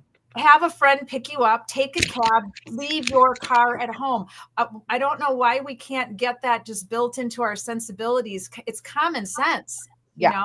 Right. It's just common sense. Now, people like me who can't drink because I just have such a low tolerance for it, I don't ever have to worry because there's no amount of peer pressure that's ever going to get me to drink more than I can tolerate, which is only 1 or 2 drinks. So if I go out and meet friends, I'm out for 2 to 3 hours and I'll have 1 drink. So by the time I'm done, I'm fine at that point. I'm 2 hours where I've switched to soda or water. Yeah. So I don't ever hesitate to drive myself places. Now, if I'm going to some kind of a birthday party and I think I am going to want to have at least 2 drinks, then I'll usually try to get someone to pick me up or I'll take a cab because I know I have such a low tolerance that if I decide to go and do that second drink, that could be a problem for me. Yeah. And I just wish everybody could do that because it's not hard. It's not hard to leave your car at home. It's maybe a little bit of a pain, but think about how much safer you're going to be and how much safer everybody else out there on the roadway is going to be. Yeah. We just have to keep drilling this into the young ones so that they get more. I don't think we did enough education on alcoholism for teenagers and college age kids and driving while intoxicated. I don't think we did enough education when I was growing up and even when my kids were growing up. That was when I started doing my alcohol awareness presentations to high school and college kids because I was very concerned that there wasn't enough education on what truly alcohol is all about. And just because it makes you feel good doesn't necessarily mean it's good for you. And especially not in huge quantities. Yeah. So it's a tough subject. But I don't think you were on with this yet, MCAT, when I was sharing with Julie that I saw somebody on social media post that this could end up to be the most expensive drunk driving ticket in the history of the world. Right? Yep. Well, I mean, how would you feel if you were a Norfolk County taxpayer? It's already offensive. Mm-hmm. And it's unbelievable. My cousin who lives in Wellesley, I just say to her, I cannot believe that. I cannot believe that. I just can't believe it. It's coming out of your pockets. Like, it's awful.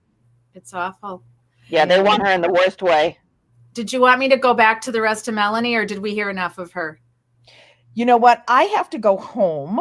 Yeah, we're going to wrap it up. To a trivia night. God help me. Trivia is fun. Trivia is It is really fun. If I get one question, I'm so happy. Oh, yeah. My sister and I used to play trivia under the name of Al. Remember that song by Chevy Chase? And You Can Call Me Al? Yeah, You Can Call Me Al. Yeah. We loved that song when it came out. So we would play trivia and our name was Al and we'd be real incognito about it. So other people in the bar would think that whoever Al was, if we were winning, that it was a guy. And they'd all, how people are always looking around to see which group is winning, which group is cheering, especially if it was a really crowded, trivia night. And there were a lot of people playing. Did they still play with the boards? Do you still have a board or is it all done on your phone now? No, the way that we do it, it's you do it on your phone and then it's broadcast at the bar. Yeah. In the old days, they gave you a trivia board and you played on a board, right? And so everybody would look around to see who was playing, just to see who your competition was. And then everybody would be looking for a guy when we would be winning, but it would be me and my sister. We would be Al. So funny. Well, we call our team Del Boca Vista. Which is it's a Seinfeld reference to George's parents moved down to Florida, and George couldn't wait for them to leave New York, and they moved down to Florida, and they moved to Del Boca Vista. That's right. So that's what we always call ours, Del Boca Vista. Oh, I like that. Julie, do you like to play trivia too? Yeah, I mean, every single time Jeopardy's on and I catch it, I mean, I'll sit and answer questions. I mean, I don't go out and play trivia, but I mean, if somebody asks a question, I'll immediately. I mean, that's just the way my mind goes. Right. Right. So, Julie, do you have any other nuggets of information that you want to share with us before we close out today, and then figure out what time we think we want to live stream tomorrow? Any nuggets of information that you garnered out over on the back channel? On the back channel, well, no, I mean, they were pretty much kind of thinking the same thing. I mean, I know Sean was elated for the lesser charge. We just like, you know. Oh, I think she's leaving to go. Oh, okay, she's taking off. Okay. No. That's all right. I'm taking the dog out before I go home. Okay. There you go. It's beautiful out today. Is it? Yeah, it's gorgeous. Nice. Yeah, I mean, it's actually 91 degrees. It's hot. Oh wow! It's not that hot up here. Did the Pope bless you with nice weather? Yes, absolutely. Come on, Reggie, go potty. If I don't make the dog go potty, then my sister will say, "Did he go potty?" Oh, of course. So I have a question. Why is the Pope a White Sox fan? I figured he would be a Cubbies fan. Well, he's from the south side of Chicago. So in Chicago, if you're a North Sider, you're a Cubs fan. If you're a South Sider, you're a Sox fan. Now, I personally am from Milwaukee, so I'm a Brewers fan. Oh, that's right. That's right. I forgot. That's right. My husband is. Yeah. I'm wearing Brewers colors today. MCAT. Oh yeah, you betcha. Brew Crew. Brew Crew. So, they're doing really good. They got a good record. They're doing good. Oh my God. I love going to Miller Park, even though I don't even think they call it Miller Park anymore. Well, we all, in our minds, we all still do. But yeah, the Pope grew up on the south side. So he's a White Sox fan, and the White Sox are hideous. I mean, last year they had the most losses in Major League Baseball history. They started getting people. I just looked up all the records yesterday, so it's funny you would say that. I was trying to see how everybody was doing because. Well, last year they started getting people at the end of the season to come so that they could break the record for the worst record. I mean, it was a riot. It was crazy. But yeah, they're terrible. But yeah, the Pope is a White Sox fan, and then his brother is a big White Sox fan, and they had this whole big Pope celebration at White Sox Park on Saturday. They are in the basement again. Yeah, they are in the basement again. Currently, count on it. You can count on that. 23 wins and 49 losses so far. So they're hideous. They're just hideous. And their manager got kicked out of a couple of games this weekend. Like, he's a real hothead. It's really funny to watch on the news. I think it's funny. Oh gosh. So yeah. Well, I never wish. I never puppy. He's so cute. I just what kind of puppy is it? Well, he's about 7, and he's some type of a poodle something mix.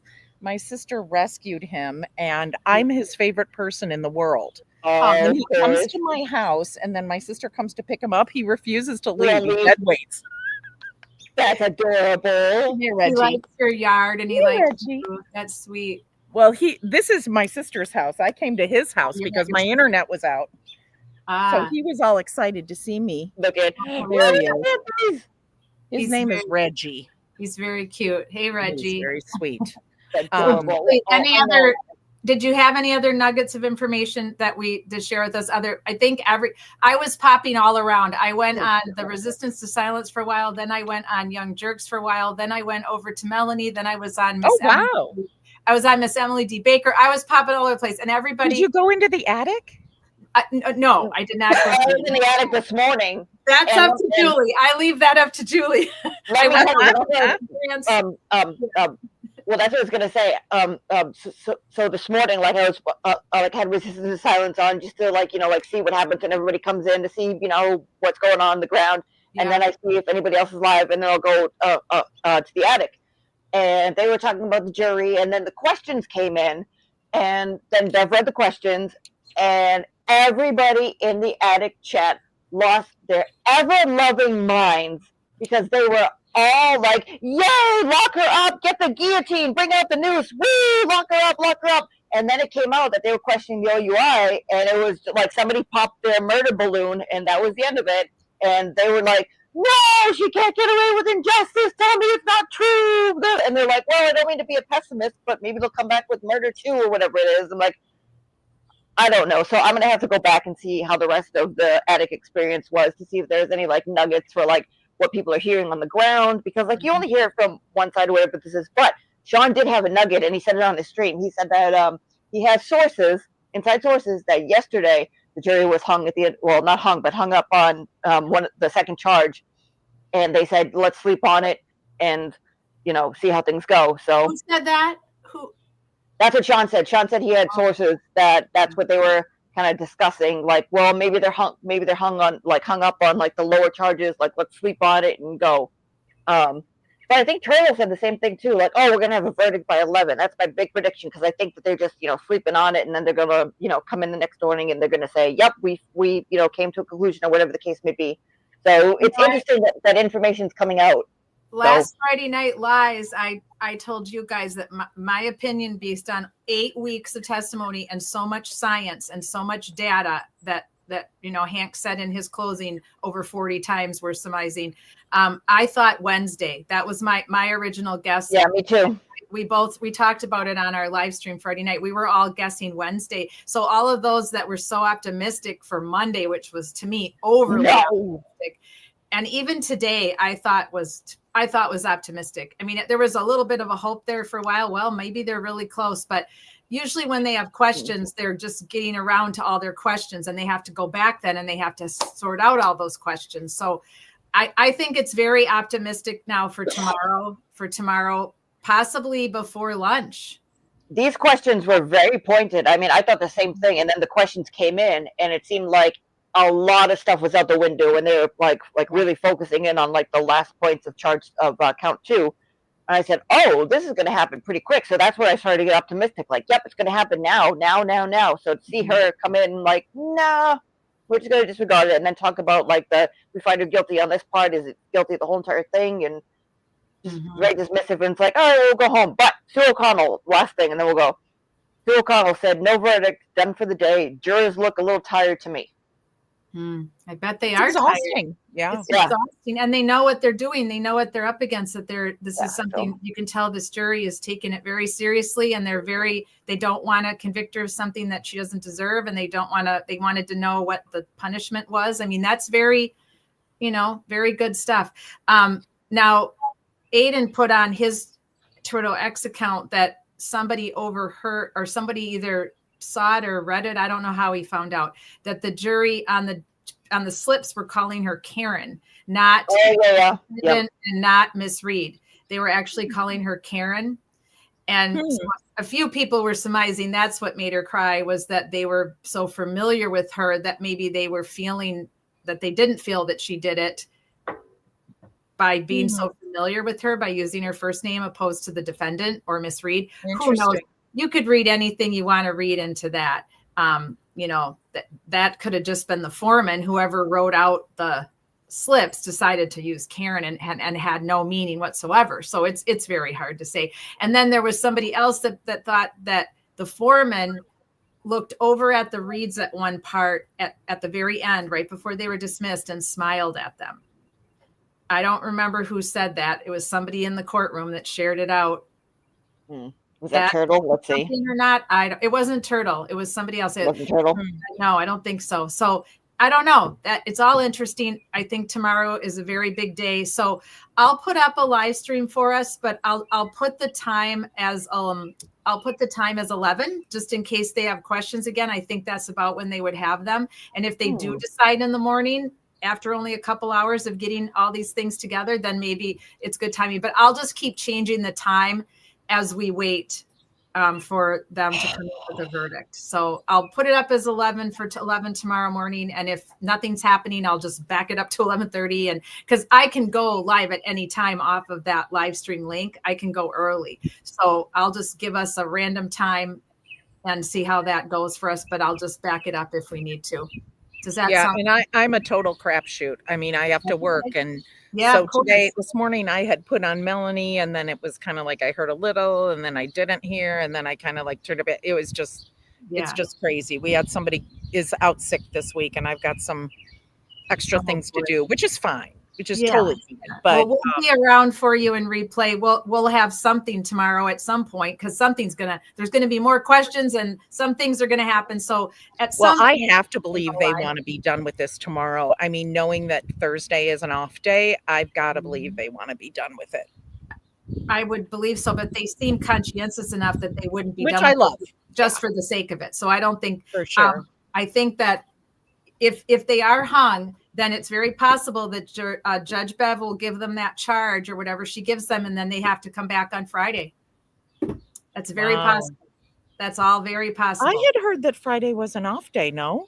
No, Thursday's an off day, and they said, well, maybe she'll do Thursday, Friday, come back on Monday for a long weekend, and Sue O'Connell confirmed, saying no, it's court on Friday if need be.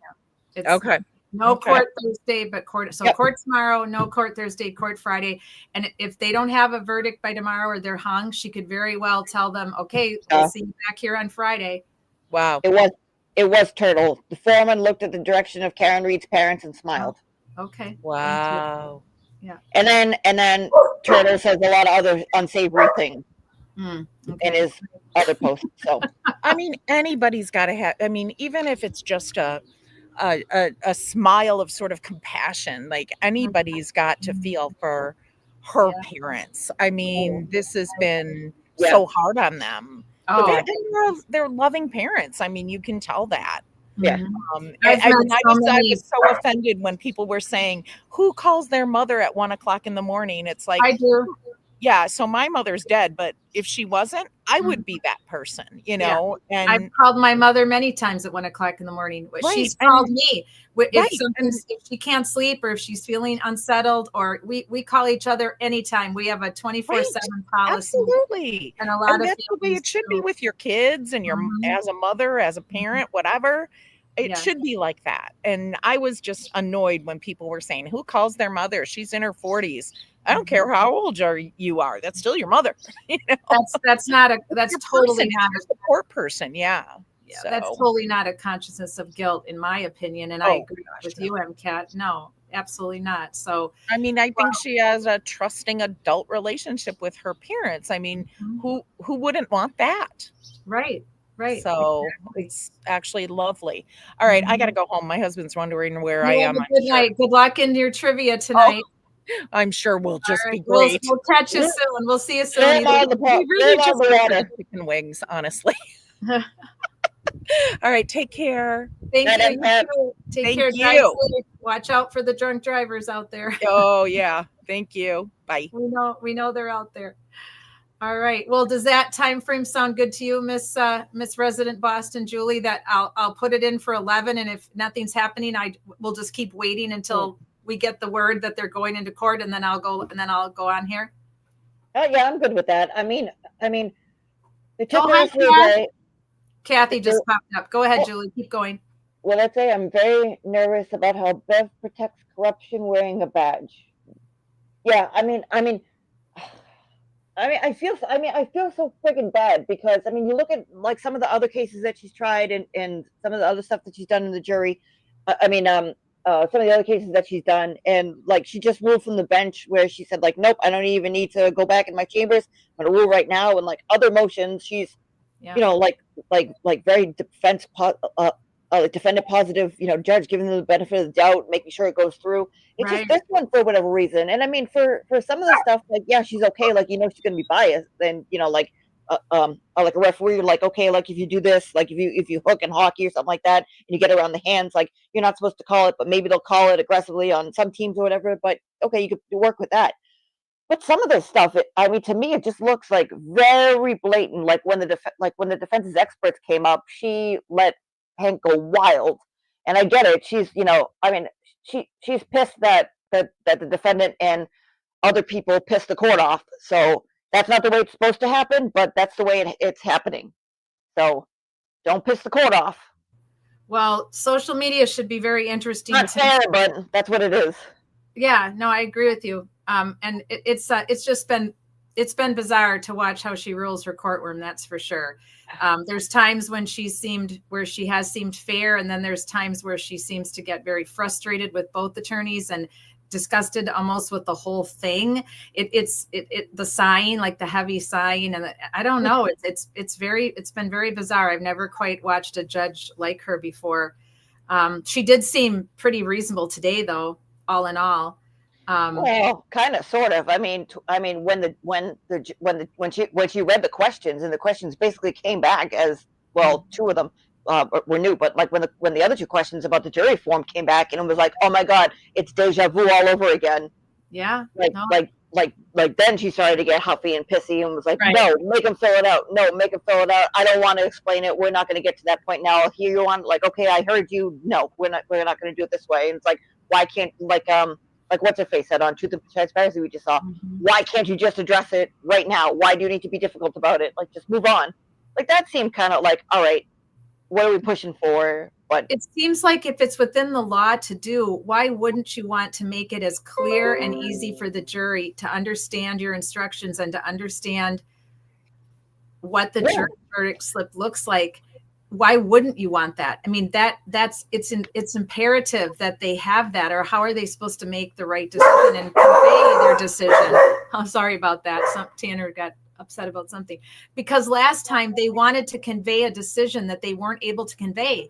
And that's why she ended up getting recharged again for, she should have never had to face these charges again, because they messed up last year. You think this time, then they'd really want to make sure they did everything they could, that the jury, what their will is being conveyed across to the judge.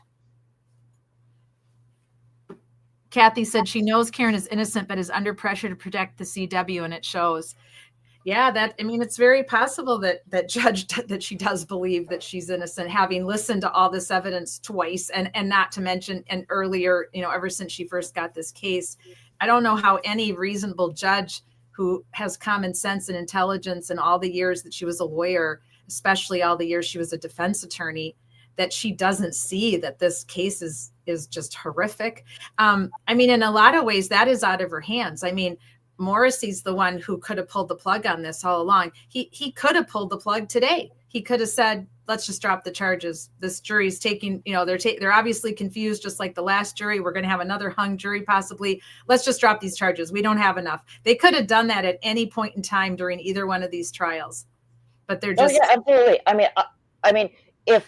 If you were to say, okay, who would you give more weight to in going forward with this? Like 100% the DA and Morrissey. Bev was there to play referee. She doesn't decide who comes into a courtroom as a defendant. She doesn't have any weight into who comes through with the charges that are being brought. She's just there to arbitrate and say, okay, you say your piece, you say your piece. Is it within the confines of the court? Okay, let's go on and go from there. So I give her a lot of leeway in that way. Yeah, me too. Now again, how things came out, and like okay, I'm going to sustain this. I'm going to go here. I'm going to go there. Like that's too much. But yeah, Morrissey, like when the Commonwealth's theory, when the Commonwealth's case started to fall apart, you could just pull the plug right then and there. At any point. But they're going to see it through and see it through and see it through, and then you have to ask, well, why do they keep pushing for this? Is it actually justice for Officer John O'Keefe? Exactly. Personally, I don't think so. No matter what happens, win, lose, or draw, guilty, not guilty, whatever the case may be, it's not justice for Officer John O'Keefe, because we still don't know what happened to him. Right. if she gets acquitted, I want somebody to pick this up and investigate and try to figure it out. I mean, I think we all do. I know Shauna doesn't have Twitter X, and I know a few of you don't have it or don't want to have it or don't use it. So I just thought I'd tell you a little bit of what's going on.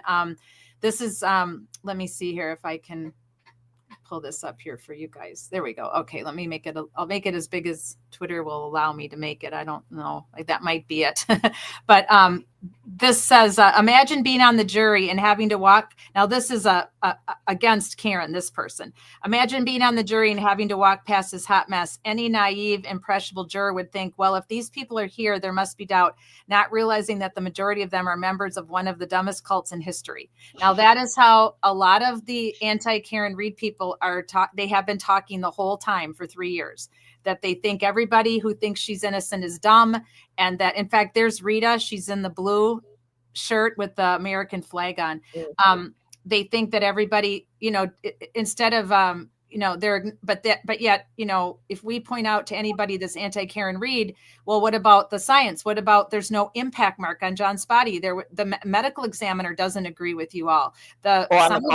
The scientists don't agree with you all. So, but they don't ever point that out. They always go after these kind of innocent people who want to believe in what they believe in, because that's just what they've chosen to believe. They've chosen to look at the evidence in the way that they've chosen to look at it. And they don't believe she hit him with her car. You do believe that she hit him with her car because you're choosing to look at the evidence your way. But that doesn't mean you have to call people names or call them a cult or dumb or, the hatred and the unkindness that's going on with this trial. I don't think our country's ever seen the likes of it. No, I really don't. And then, of course, Mass Hole Mafia couldn't help herself today. Kate Peters, she was all over Twitter all day long, going on and on. Now they're going with this narrative. She was drunk. They weren't really caring about that the first trial. They hardly ever spoke of it. But Hank gave them the right to do that now because of how they've structured the second trial. She left him to die. Well, there's no evidence of that, Kate. And she wrote some other nasty things about lock Karen up and put her in a cell and on and on. And I just wrote to her, I said, Kate, what are you going to do when your 5 minutes of fame is up? Because she has spent the last 3 years of her life on this every day, 24/7, posting hate for Karen and or Aiden, which that's none of my business what happened between her and Aiden. But she used to believe that Karen was innocent. There's pictures of her and Lindsay, her old buddy, wearing T-shirts that say "Free Karen Read." So at what point and what evidence was it that turned her into posting things like this? It's all very suspect to me. Many of the anti-Karen Read. And then you've got this lawyer, Matt. He's pretty decent, but he's been a guilter all along that she's guilty. He says this is too long of a deliberation if they are only discussing misdemeanor OUI. With the reported exhaustion of the jurors, my fear is this jury is in the same boat as the first one. Most jurors want to convict on count 2 or a lesser, but 1 or 2 jurors refuse. Well, it wasn't 1 or 2 jurors, Matt. It was 4 jurors. And probably would have been more jurors because they got rid of last year quite a few jurors who were looking to be more leaning towards, taking a lot of notes and maybe leaning more towards the science. So we don't even know for sure if that 8-4 count from last year is even accurate because of who got chosen as the alternates. I think it was very sketchy last year. Carl Steinbeck has been on the side of Karen being innocent the whole time. He's appalled by the Massachusetts State Police's behavior. Jury should say, fine, leave us confused. So we'll just drop the DUI and go for not guilty on all 3 counts.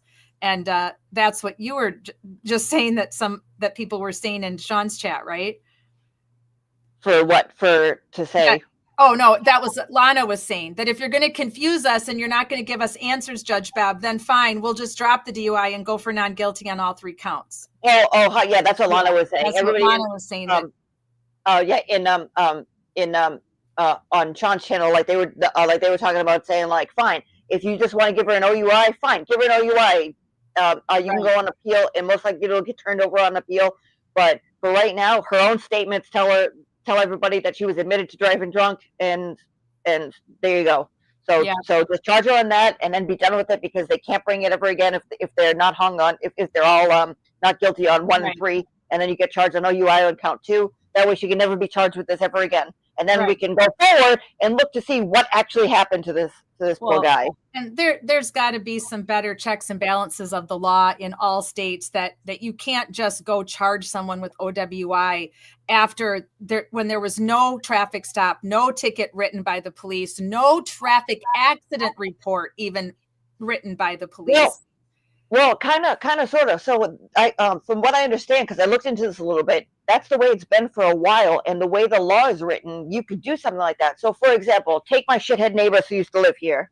Mm-hmm. Okay.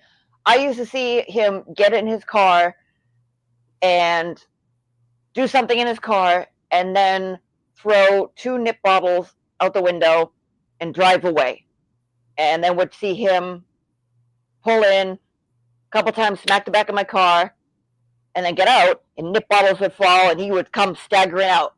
Now, I got one of those incidents on video because he struck my car, and I didn't know this at the time. But, however, the way the law is structured is that if I see, or that if I, saw him taking alcohol, saw alcohol bottles fall around him, see him strike my car, even though there wasn't a breathalyzer at the time, I saw him driving under the influence because he struck my car and alcohol was around. So you can make an inference that he was driving while drunk because he got out of the car and was kind of, like Higgy in the hallway. Uh-huh. Now, if I called the police at that time and said, I'd like to report, I have I just saw this person walk out with nip bottles all over and, he struck my car, the police would come here and they would hold him and most likely with my statement would charge him with OUI. Because he was operating under the influence. You don't need a motor vehicle. You don't need a police stop to give a breathalyzer at that time. You just need to have done something under the influence of alcohol, where you were operating recklessly under the influence of alcohol.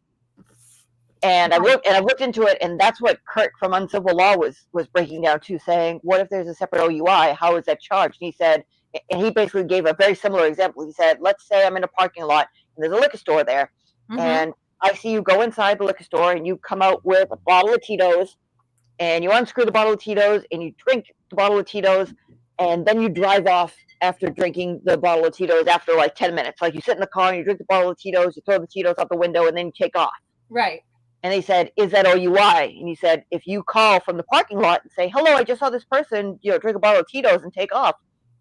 And then you give a description of, the person, the car, whatever it is, they will call that person in and charge that person with OUI because you have an eyewitness to somebody drinking alcohol and operating a vehicle.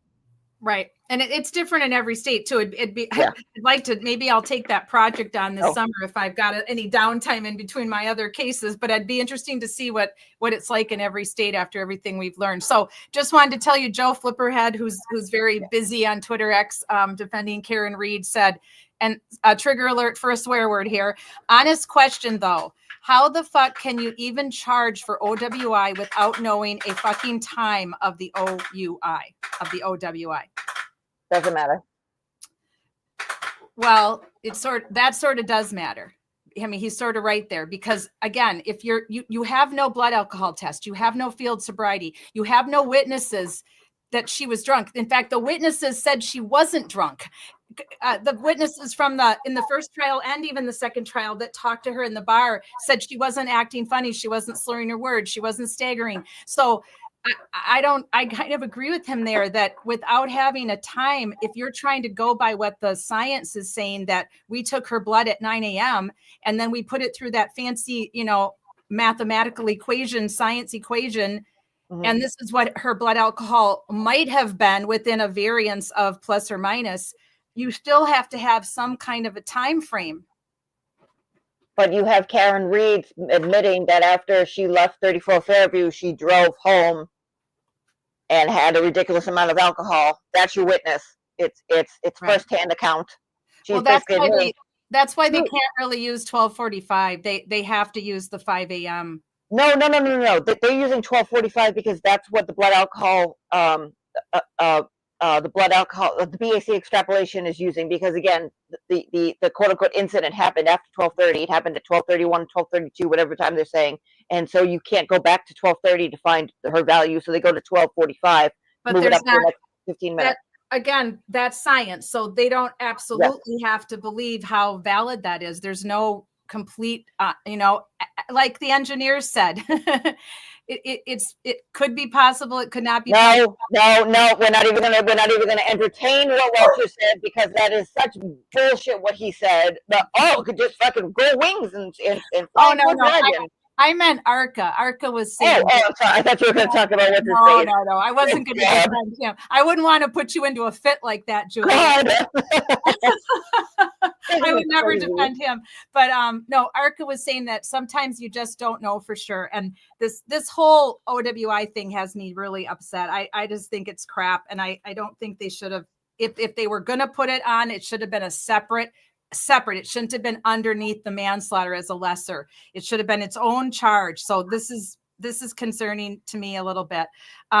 So Nebercracker, who is an anti-Karen Reed, says that it seems like a lot of people are misreading what's happening right now. The fact that the jury didn't come back with a verdict today doesn't mean they're not likely headed for a full acquittal. If anything, that there's serious talk of a guilty verdict, most likely on count, and he's going to say two, and someone in that room is pushing back hard, and that is possible. And let's be clear, this isn't about some minor OUI charge. If that were all they were deciding, they'd be home by now. So let's all cool our jets. What we're likely looking at is either a guilty verdict on count 2 or a mistrial because the jury can't agree. And then he says, how so? Each juror question sent to the judge tells its own story. The fourth question is especially important. It was submitted while the first 3 were still being answered. That timing shows something urgent happened during deliberation, something that couldn't wait. The second and third questions, especially the one asking whether video clips count as evidence, tell me that someone in that room is trying to convince the others that they don't. That's not just confusion. That's someone pushing a false narrative. Not necessarily. That person may not know. That's why they asked. And trying to throw out evidence that was clearly admitted during trial. But the fourth question is the biggest red flag. It doesn't deal with the facts of the case. It's about making sure the Commonwealth can't retry it. That means a juror, or more than one, knows what happened in the first trial and is now trying to make sure there's no second chance. That's not normal jury behavior. That's someone with a plan. And the only way they'd be thinking like that is if they lied during jury selection to get on this case in the first place. Now that's who knows. I think it's absolutely insane to think that all 12 of them and not one of them ever heard a single word about this case the first time around. No. It's impossible. Yeah. So when they picked the jury, they went through and they said, like, okay, who heard about this? And a lot of them on this jury have heard of this case. Yeah. The point is that they didn't make a judgment about this case. Like they said, like, I heard about it in passing, but because it's almost impossible to not hear about this. But they would have had to have moved it to another state. Even then, it would have been hard to find 12 people that hadn't heard of this case. Yeah, something like that. But anyway, he finishes off by saying, at this point, it's pretty clear someone on the jury has an agenda. If I were Hank Brennan, I'd be calling the judge and requesting a meeting in chambers immediately. Yeah, this Nebercracker guy, he's always on here. This isn't confusion, it's sabotage. There's a flying monkey on that jury that needs to be called out. I don't agree with that whatsoever. So you know what? Like half of that statement. Is true. Like I agree with half of that statement of Nebercracker saying that like some of it's kind of concerning, but to a point, like it seems like they're not all talking about like the same thing. I agree with that. I think that they're talking about like the lesser points of count 2, meaning the felonious neglector, operating of neglector, motor vehicle homicide, and OUI. I don't think that they're just looking at OUI. I think they're looking at other pieces, and I think that's why it hasn't come in yet. I still think that some of them might have said like, well, what if she did say that she clipped him and you wouldn't see that much damage on the car? Maybe he just did fall back. Like, what if one of them believes that? I think that might be what they're talking about. Yeah. Well, there was a little bit of a back and forth today about Etsy's outfit, and a lot of the fashion. Oh boy.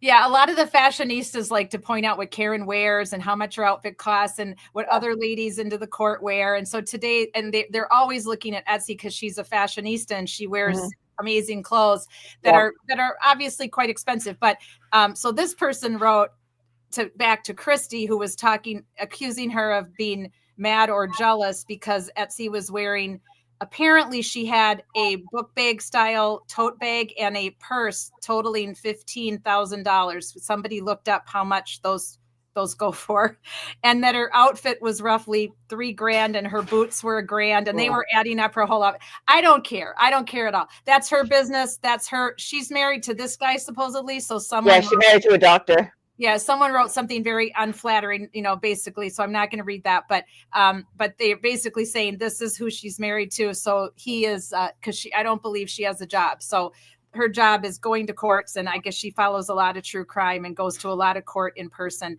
And this is the guy she's married to. So he is fitting the bill for this over $15,000 in bags and shoes and purses. That's their business. I don't care. So anyway, just a lot of nonsense always going on the internet. And then here's more big people were losing their minds today, obviously, because they thought the jury was going to come in. So here's another big meme that they just won't let this go now today. She was drunk. She hit him. She left him to die. That's been going on for days and days. And there's a cute little chihuahua. Let me see if there's anything else major that was coming out.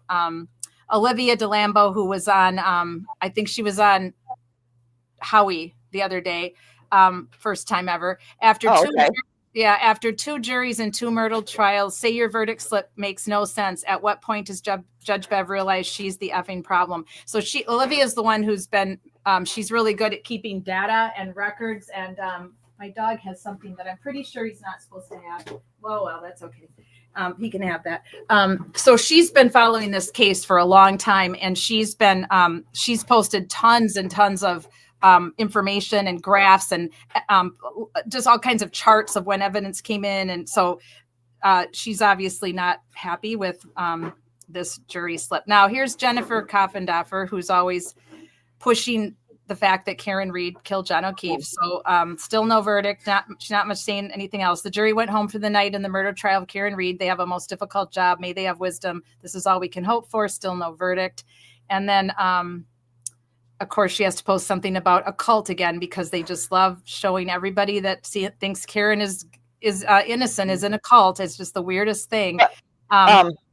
May I say something about her this morning? So like she comes in and like every once in a while she'll have like revelations where like the trial would happen and something would just happen, and like you get her like immediate response. Like that happened with the Carrie Roberts stuff. That happened with I can't remember who else it happened with, but it happened a couple times. But this morning they were talking about Sandra Birchmore, and they said, like, what do you think happened first? Do you think it was Sandra Birchmore that happened? Do you think it was John O'Keefe that happened? Who brought the feds? Who's talking? Why this? Why that? And she made a lot of really good points. Like Kevin was talking about, like basically like the same thing as Turtle. Like, well, it wasn't his kid, so why did he kill her? Like it seems like ridiculous. Like, oh, so if it was his kid, it would have been okay. But that's beside the point. And she basically said, like, well, she's still the victim in all of this, whether or not he killed her or not. She still would have been the victim in all of this because she was 15, and even though she sent all these messages like, oh, I'm ready, take it, like she's still the victim. She was groomed. She's still a child. She can't think rationally. So even though she thinks like, yep, I'm mature and this and that, she was still a kid, and these monsters took her and groomed her and then did what they did with her, and everything else happened. So even though, like, yeah, she was 23, she was older, and even though when she got to 18, whatever it was, it all started when she was in this place where she was 13. 12, 13. Like that's when it started. And then when she was in high school, her mother and grandmother passed away, and so like she's basically like she was the prime target for these monsters to go after. And and even though like you could say like, well, she was because I think Kevin brought up like, well, it seemed like she was blackmailing, and she's like, and Confidant pushed back and said, it might have looked like she was blackmailing, but what exactly was she doing? She was basically saying like, hey, you who saw me since I was 13, who groomed me and did all this other stuff, put me in this predicament. So no, it wasn't blackmail. This was just a victim trying to speak out in a victim language, and she didn't know the ways to use this. And so anybody who says that, it's blackmail or whatever the frig is basically like victim blaming. And I was like, wow, good for you, Coffin Knocker. What's her actual name? I keep calling her Coffin Knocker because I don't know her actual name. Jennifer Coffindoffer. Coffindoffer. Okay, all right. So she can be good when she's advocating for victims that the majority of all people believe are victims. But it's weird how she's gone off on Karen Reed in this case. It's just been strange. Well, Boozy Beauty said that she can confirm that Jen McCabe and Carrie Roberts were at the VFW with the O'Keefes this afternoon after court ended because Carrie, she writes, Carrie, you're welcome for letting you cross over traffic and into the parking lot.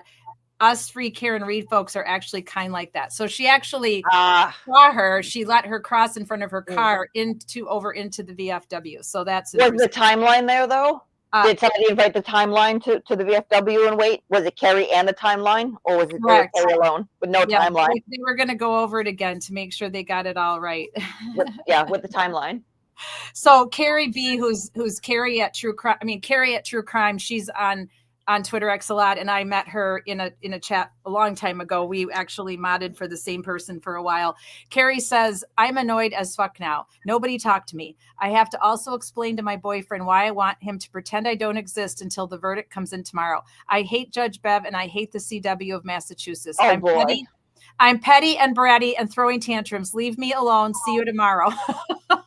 Everyone just needs to calm your tits, like Dylan says. Calm your tits. Yeah, exactly. And so then it's like, because I've done a lot of debating with anti-Karen readers over the last 2 years, my feed always comes up with both. So it's like alternating. So Betterow, this was 5 hours ago. He says, call it a hunch, but I'd expect a verdict within 90 minutes. Well, Betterow, it wasn't good. It didn't work.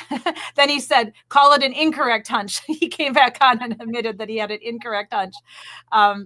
Anyway, so that looks about it. Aiden posted 3 hours ago, if I'm on the jury and Auntie Bev won't answer my questions, my response is simply, fuck this, C. Let's just vote not guilty and go home.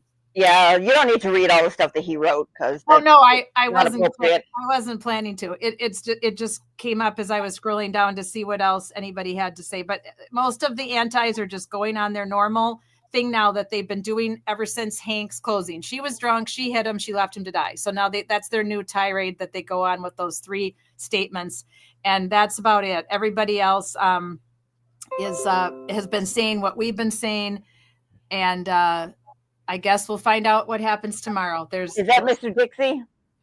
Was it? Is that John Camo? Oh yeah, hang on, let me go see if that's a video or what that is. It's just a phone. Yeah, it says, Mr. MG will have the slowest ride home from Dedham, VFW. I'm taking my time. Carrie went straight and got away. Jen, my girl, will be the last one to leave. They must be talking. Yeah, they must be talking about rain, the rain coming down. Yeah, he's talking about the VFW. Yep. So, and I don't think there were any other. This person says, OMFG, I have never seen a judge act this way. Can she be more biased? Any lawyers have any insight about the question asked from the jury? We've already been all over that. So yeah, I think we're pretty caught up with all the posts from today. I got to tip to Petro too. I forgot. I forgot to find the piece. Who the hell was it? Well, you know what? The problem is that she, I was going to say Kim Fair, the Andy Dufresne. She had a piece of, it was like a 4-minute clip from John DePetro's show yesterday where he had props and he did his whole thing, which was hilarious. Oh yeah. But I mean, she posts like every 15 minutes, so it will take forever to go through and find. But that's what I want to see what he did today too, because I was on with Sean. So this is him posting 46 minutes ago. Karen Reed trial courthouse sources. Jury spent afternoon watching the Karen clips. Manslaughter in play. Bad news for Karen jury. Keeps watching the montage. Well, there's no way to know that for sure. I mean, I believe that. I mean, that's what they said in Sean's chat too. Where they said, "Well, what are they doing?" Like, well, they're probably looking at the clips. Yeah, I'm sure. I think they're looking at the clips to determine if they think she was a drunk driver or not, though. I don't think they think she hit him with the car. That's my hope. There was just so much science for them to listen to this time around. I just don't know how they could think that she hit him with the car. I just sure, but I mean, her own words to say, could I hit him? Did I hit him? Could I have clipped him in the knee and in his drunkenness falling down and passed out in the snow? But that's just could I have done it? There's no. But like she said that in the Dateline interview, she said that in the other interview, she said that in the Discovery ID thing, saying like, well, that's why I called David and said, David, what if I, buzzed by him and clipped him and he fell? And this and that, and then that's what David said. Well, you're going to have some culpability, and then she said it on Dateline. She said it like 3 different versions. So what if they're looking like, well, the science is one thing, but her own words say this at different times.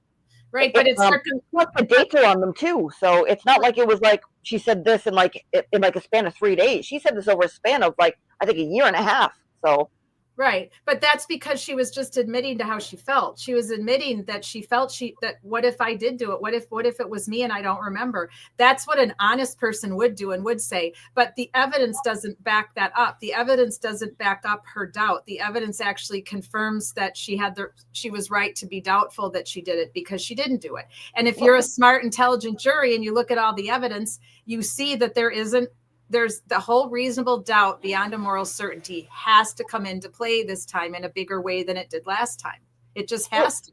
Well, sure, but I mean, what if there's a person who is looking at it, and I mean, again, I also struggle with this, and I mean, you saw I went in my driveway and did ridiculous tests in the middle of the night with leaf blowers and everything else. Like, I struggle with it too, saying, why the Christ would you keep saying, like, oh yeah, I was drunk, yeah, this happened, yeah, that happened, yeah, this, like, why would you give those interviews and like be so they asked you the question, but like you said, there's your whole point right there. She decided to do the interviews. They asked her the questions. She answered them honestly, and she could have said next question, or I'm not going to answer that. Not like, yeah, I mean, I wouldn't be on made her look way worse though. If you're going to do the interview, then do it and answer the questions honestly, or don't do the interview at all. Because saying I'm not going to answer that or next question, that's what you say if someone bombards you on a street corner, not when you've agreed with permission to give an interview.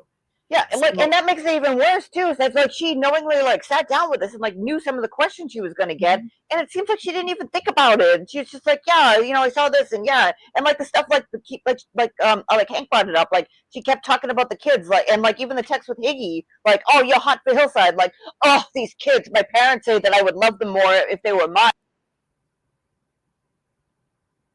Oh, we lost your mic. We lost your mic, Julie.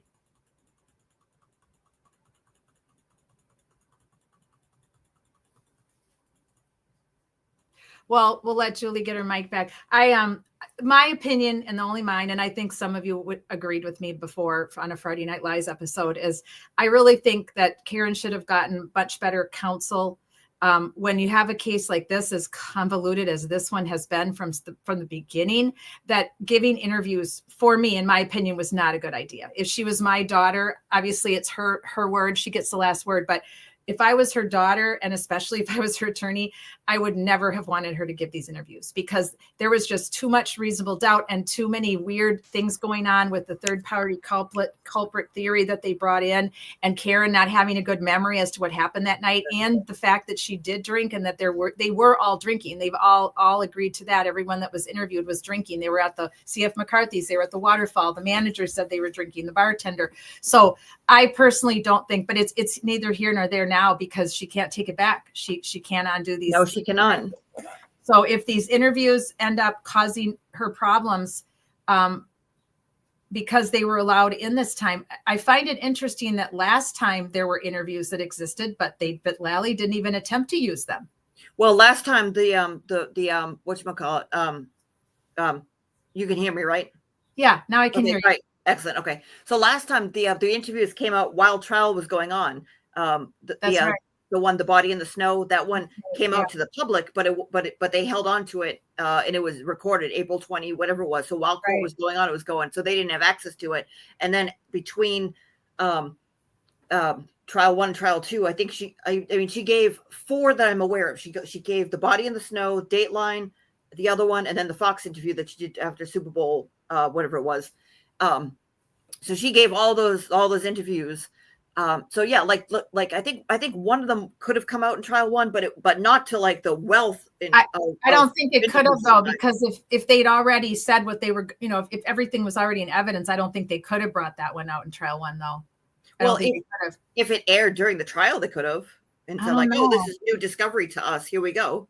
Yeah, maybe, but I don't know. I don't know the law of that, but I just think that should have left it there well enough alone. Don't make any more interviews. You did the one, fine, done. I've agreed with you the whole time on this, that the interviews were a bad idea. And the more she did, the worse they got.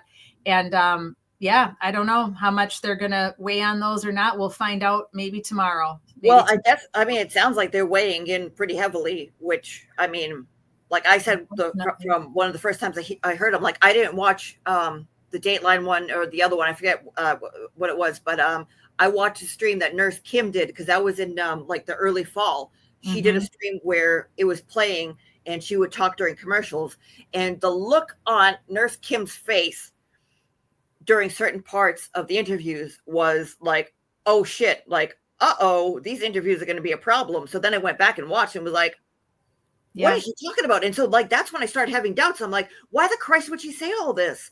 Like, it just doesn't make sense to me. And then I started looking into it and was like, oh, maybe this is possible. Maybe we have been all, duped or whatever it was. Like, let's look into this deeper. Well, it turns out she didn't do it, but why is she acting like this? And I'm wondering if that's what the jury's looking at too. Like, okay, the science says this, but she's saying all of this. So maybe the science isn't, like, again, like all these people aren't scientists. Maybe they're looking at it like, oh, her words. Regardless of what she's saying, it's not a confession. And so you have to weigh on the science. The medical examiner is, for me, that's it. If the medical examiner says there's no way to prove that he was hit by a car, his injuries don't align with being hit by a car, that's it. I'm sorry if she really did do it, but sometimes you don't get to put someone in jail for something they did because you don't have enough evidence, and you can't convict them if there's too much reasonable doubt. So even if it does turn out that someday something comes out where a hidden camera was located, or Karen Reed finally says, I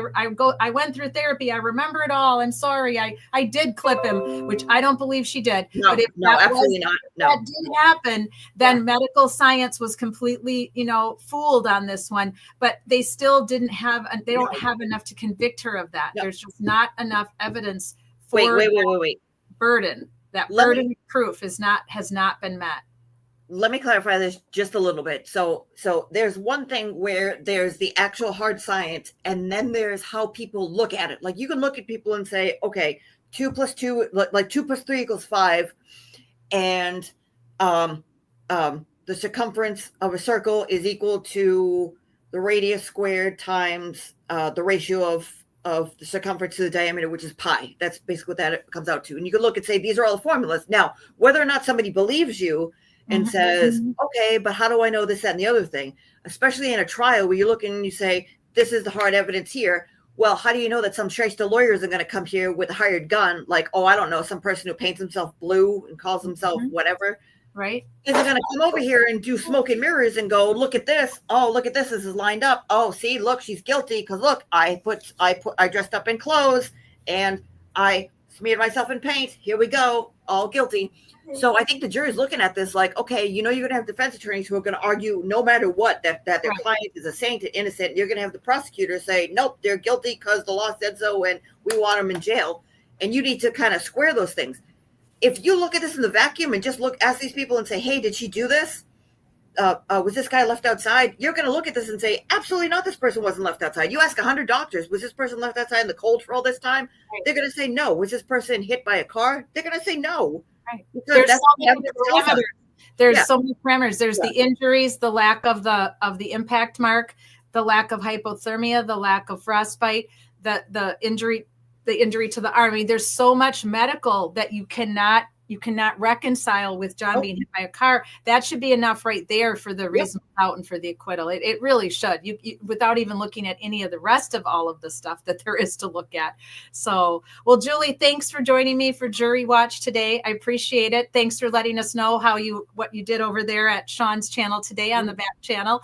And then I'll just post a live for us for Jury Watch for tomorrow at 11, but we'll back it up as we need to. As soon as we'll be paying attention, Julie and I, to the other streamers. So as soon as we get word that they're walking into the courthouse, or if we go all the way to lunch or whatever, we'll just keep backing up our start time, and you'll see. Just check out for those of you on replay, just check out the YouTube channel and you'll be able to see when we go live. And I'll post it on Twitter X as well for those of you that are on there.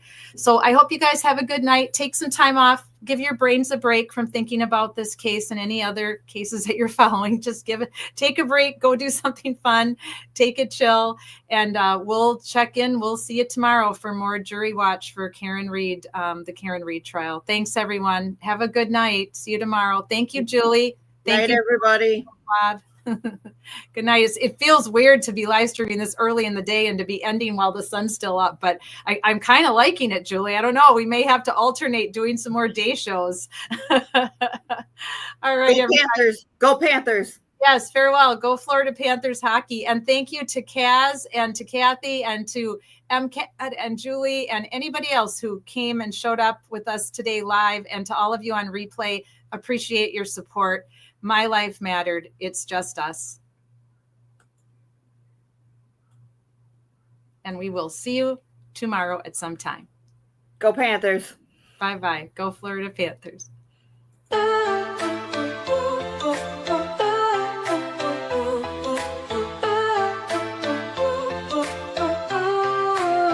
They try to silence the truth we shout, but we're still here, we're still calling out. Corruption hides behind a badge of name. We light the fire, expose the shame. We're justice seekers, we'll fight the fight for every voice lost in the night. My life mattered is the cry we sing for the ones they tried to bury within. It's just us, we're a movement wide. Together we rise, won't run nor hide.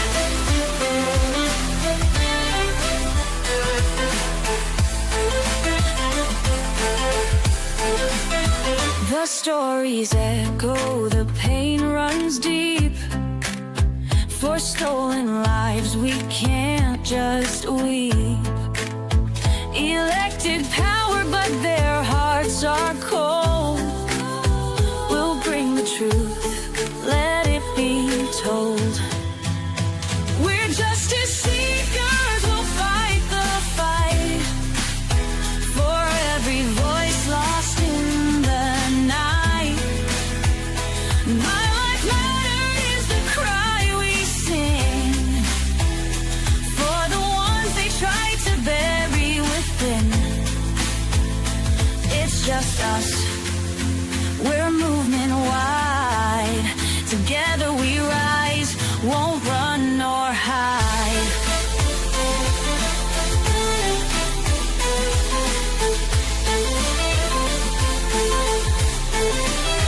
We're justice seekers, we'll fight the fight. The heroes undo the harm.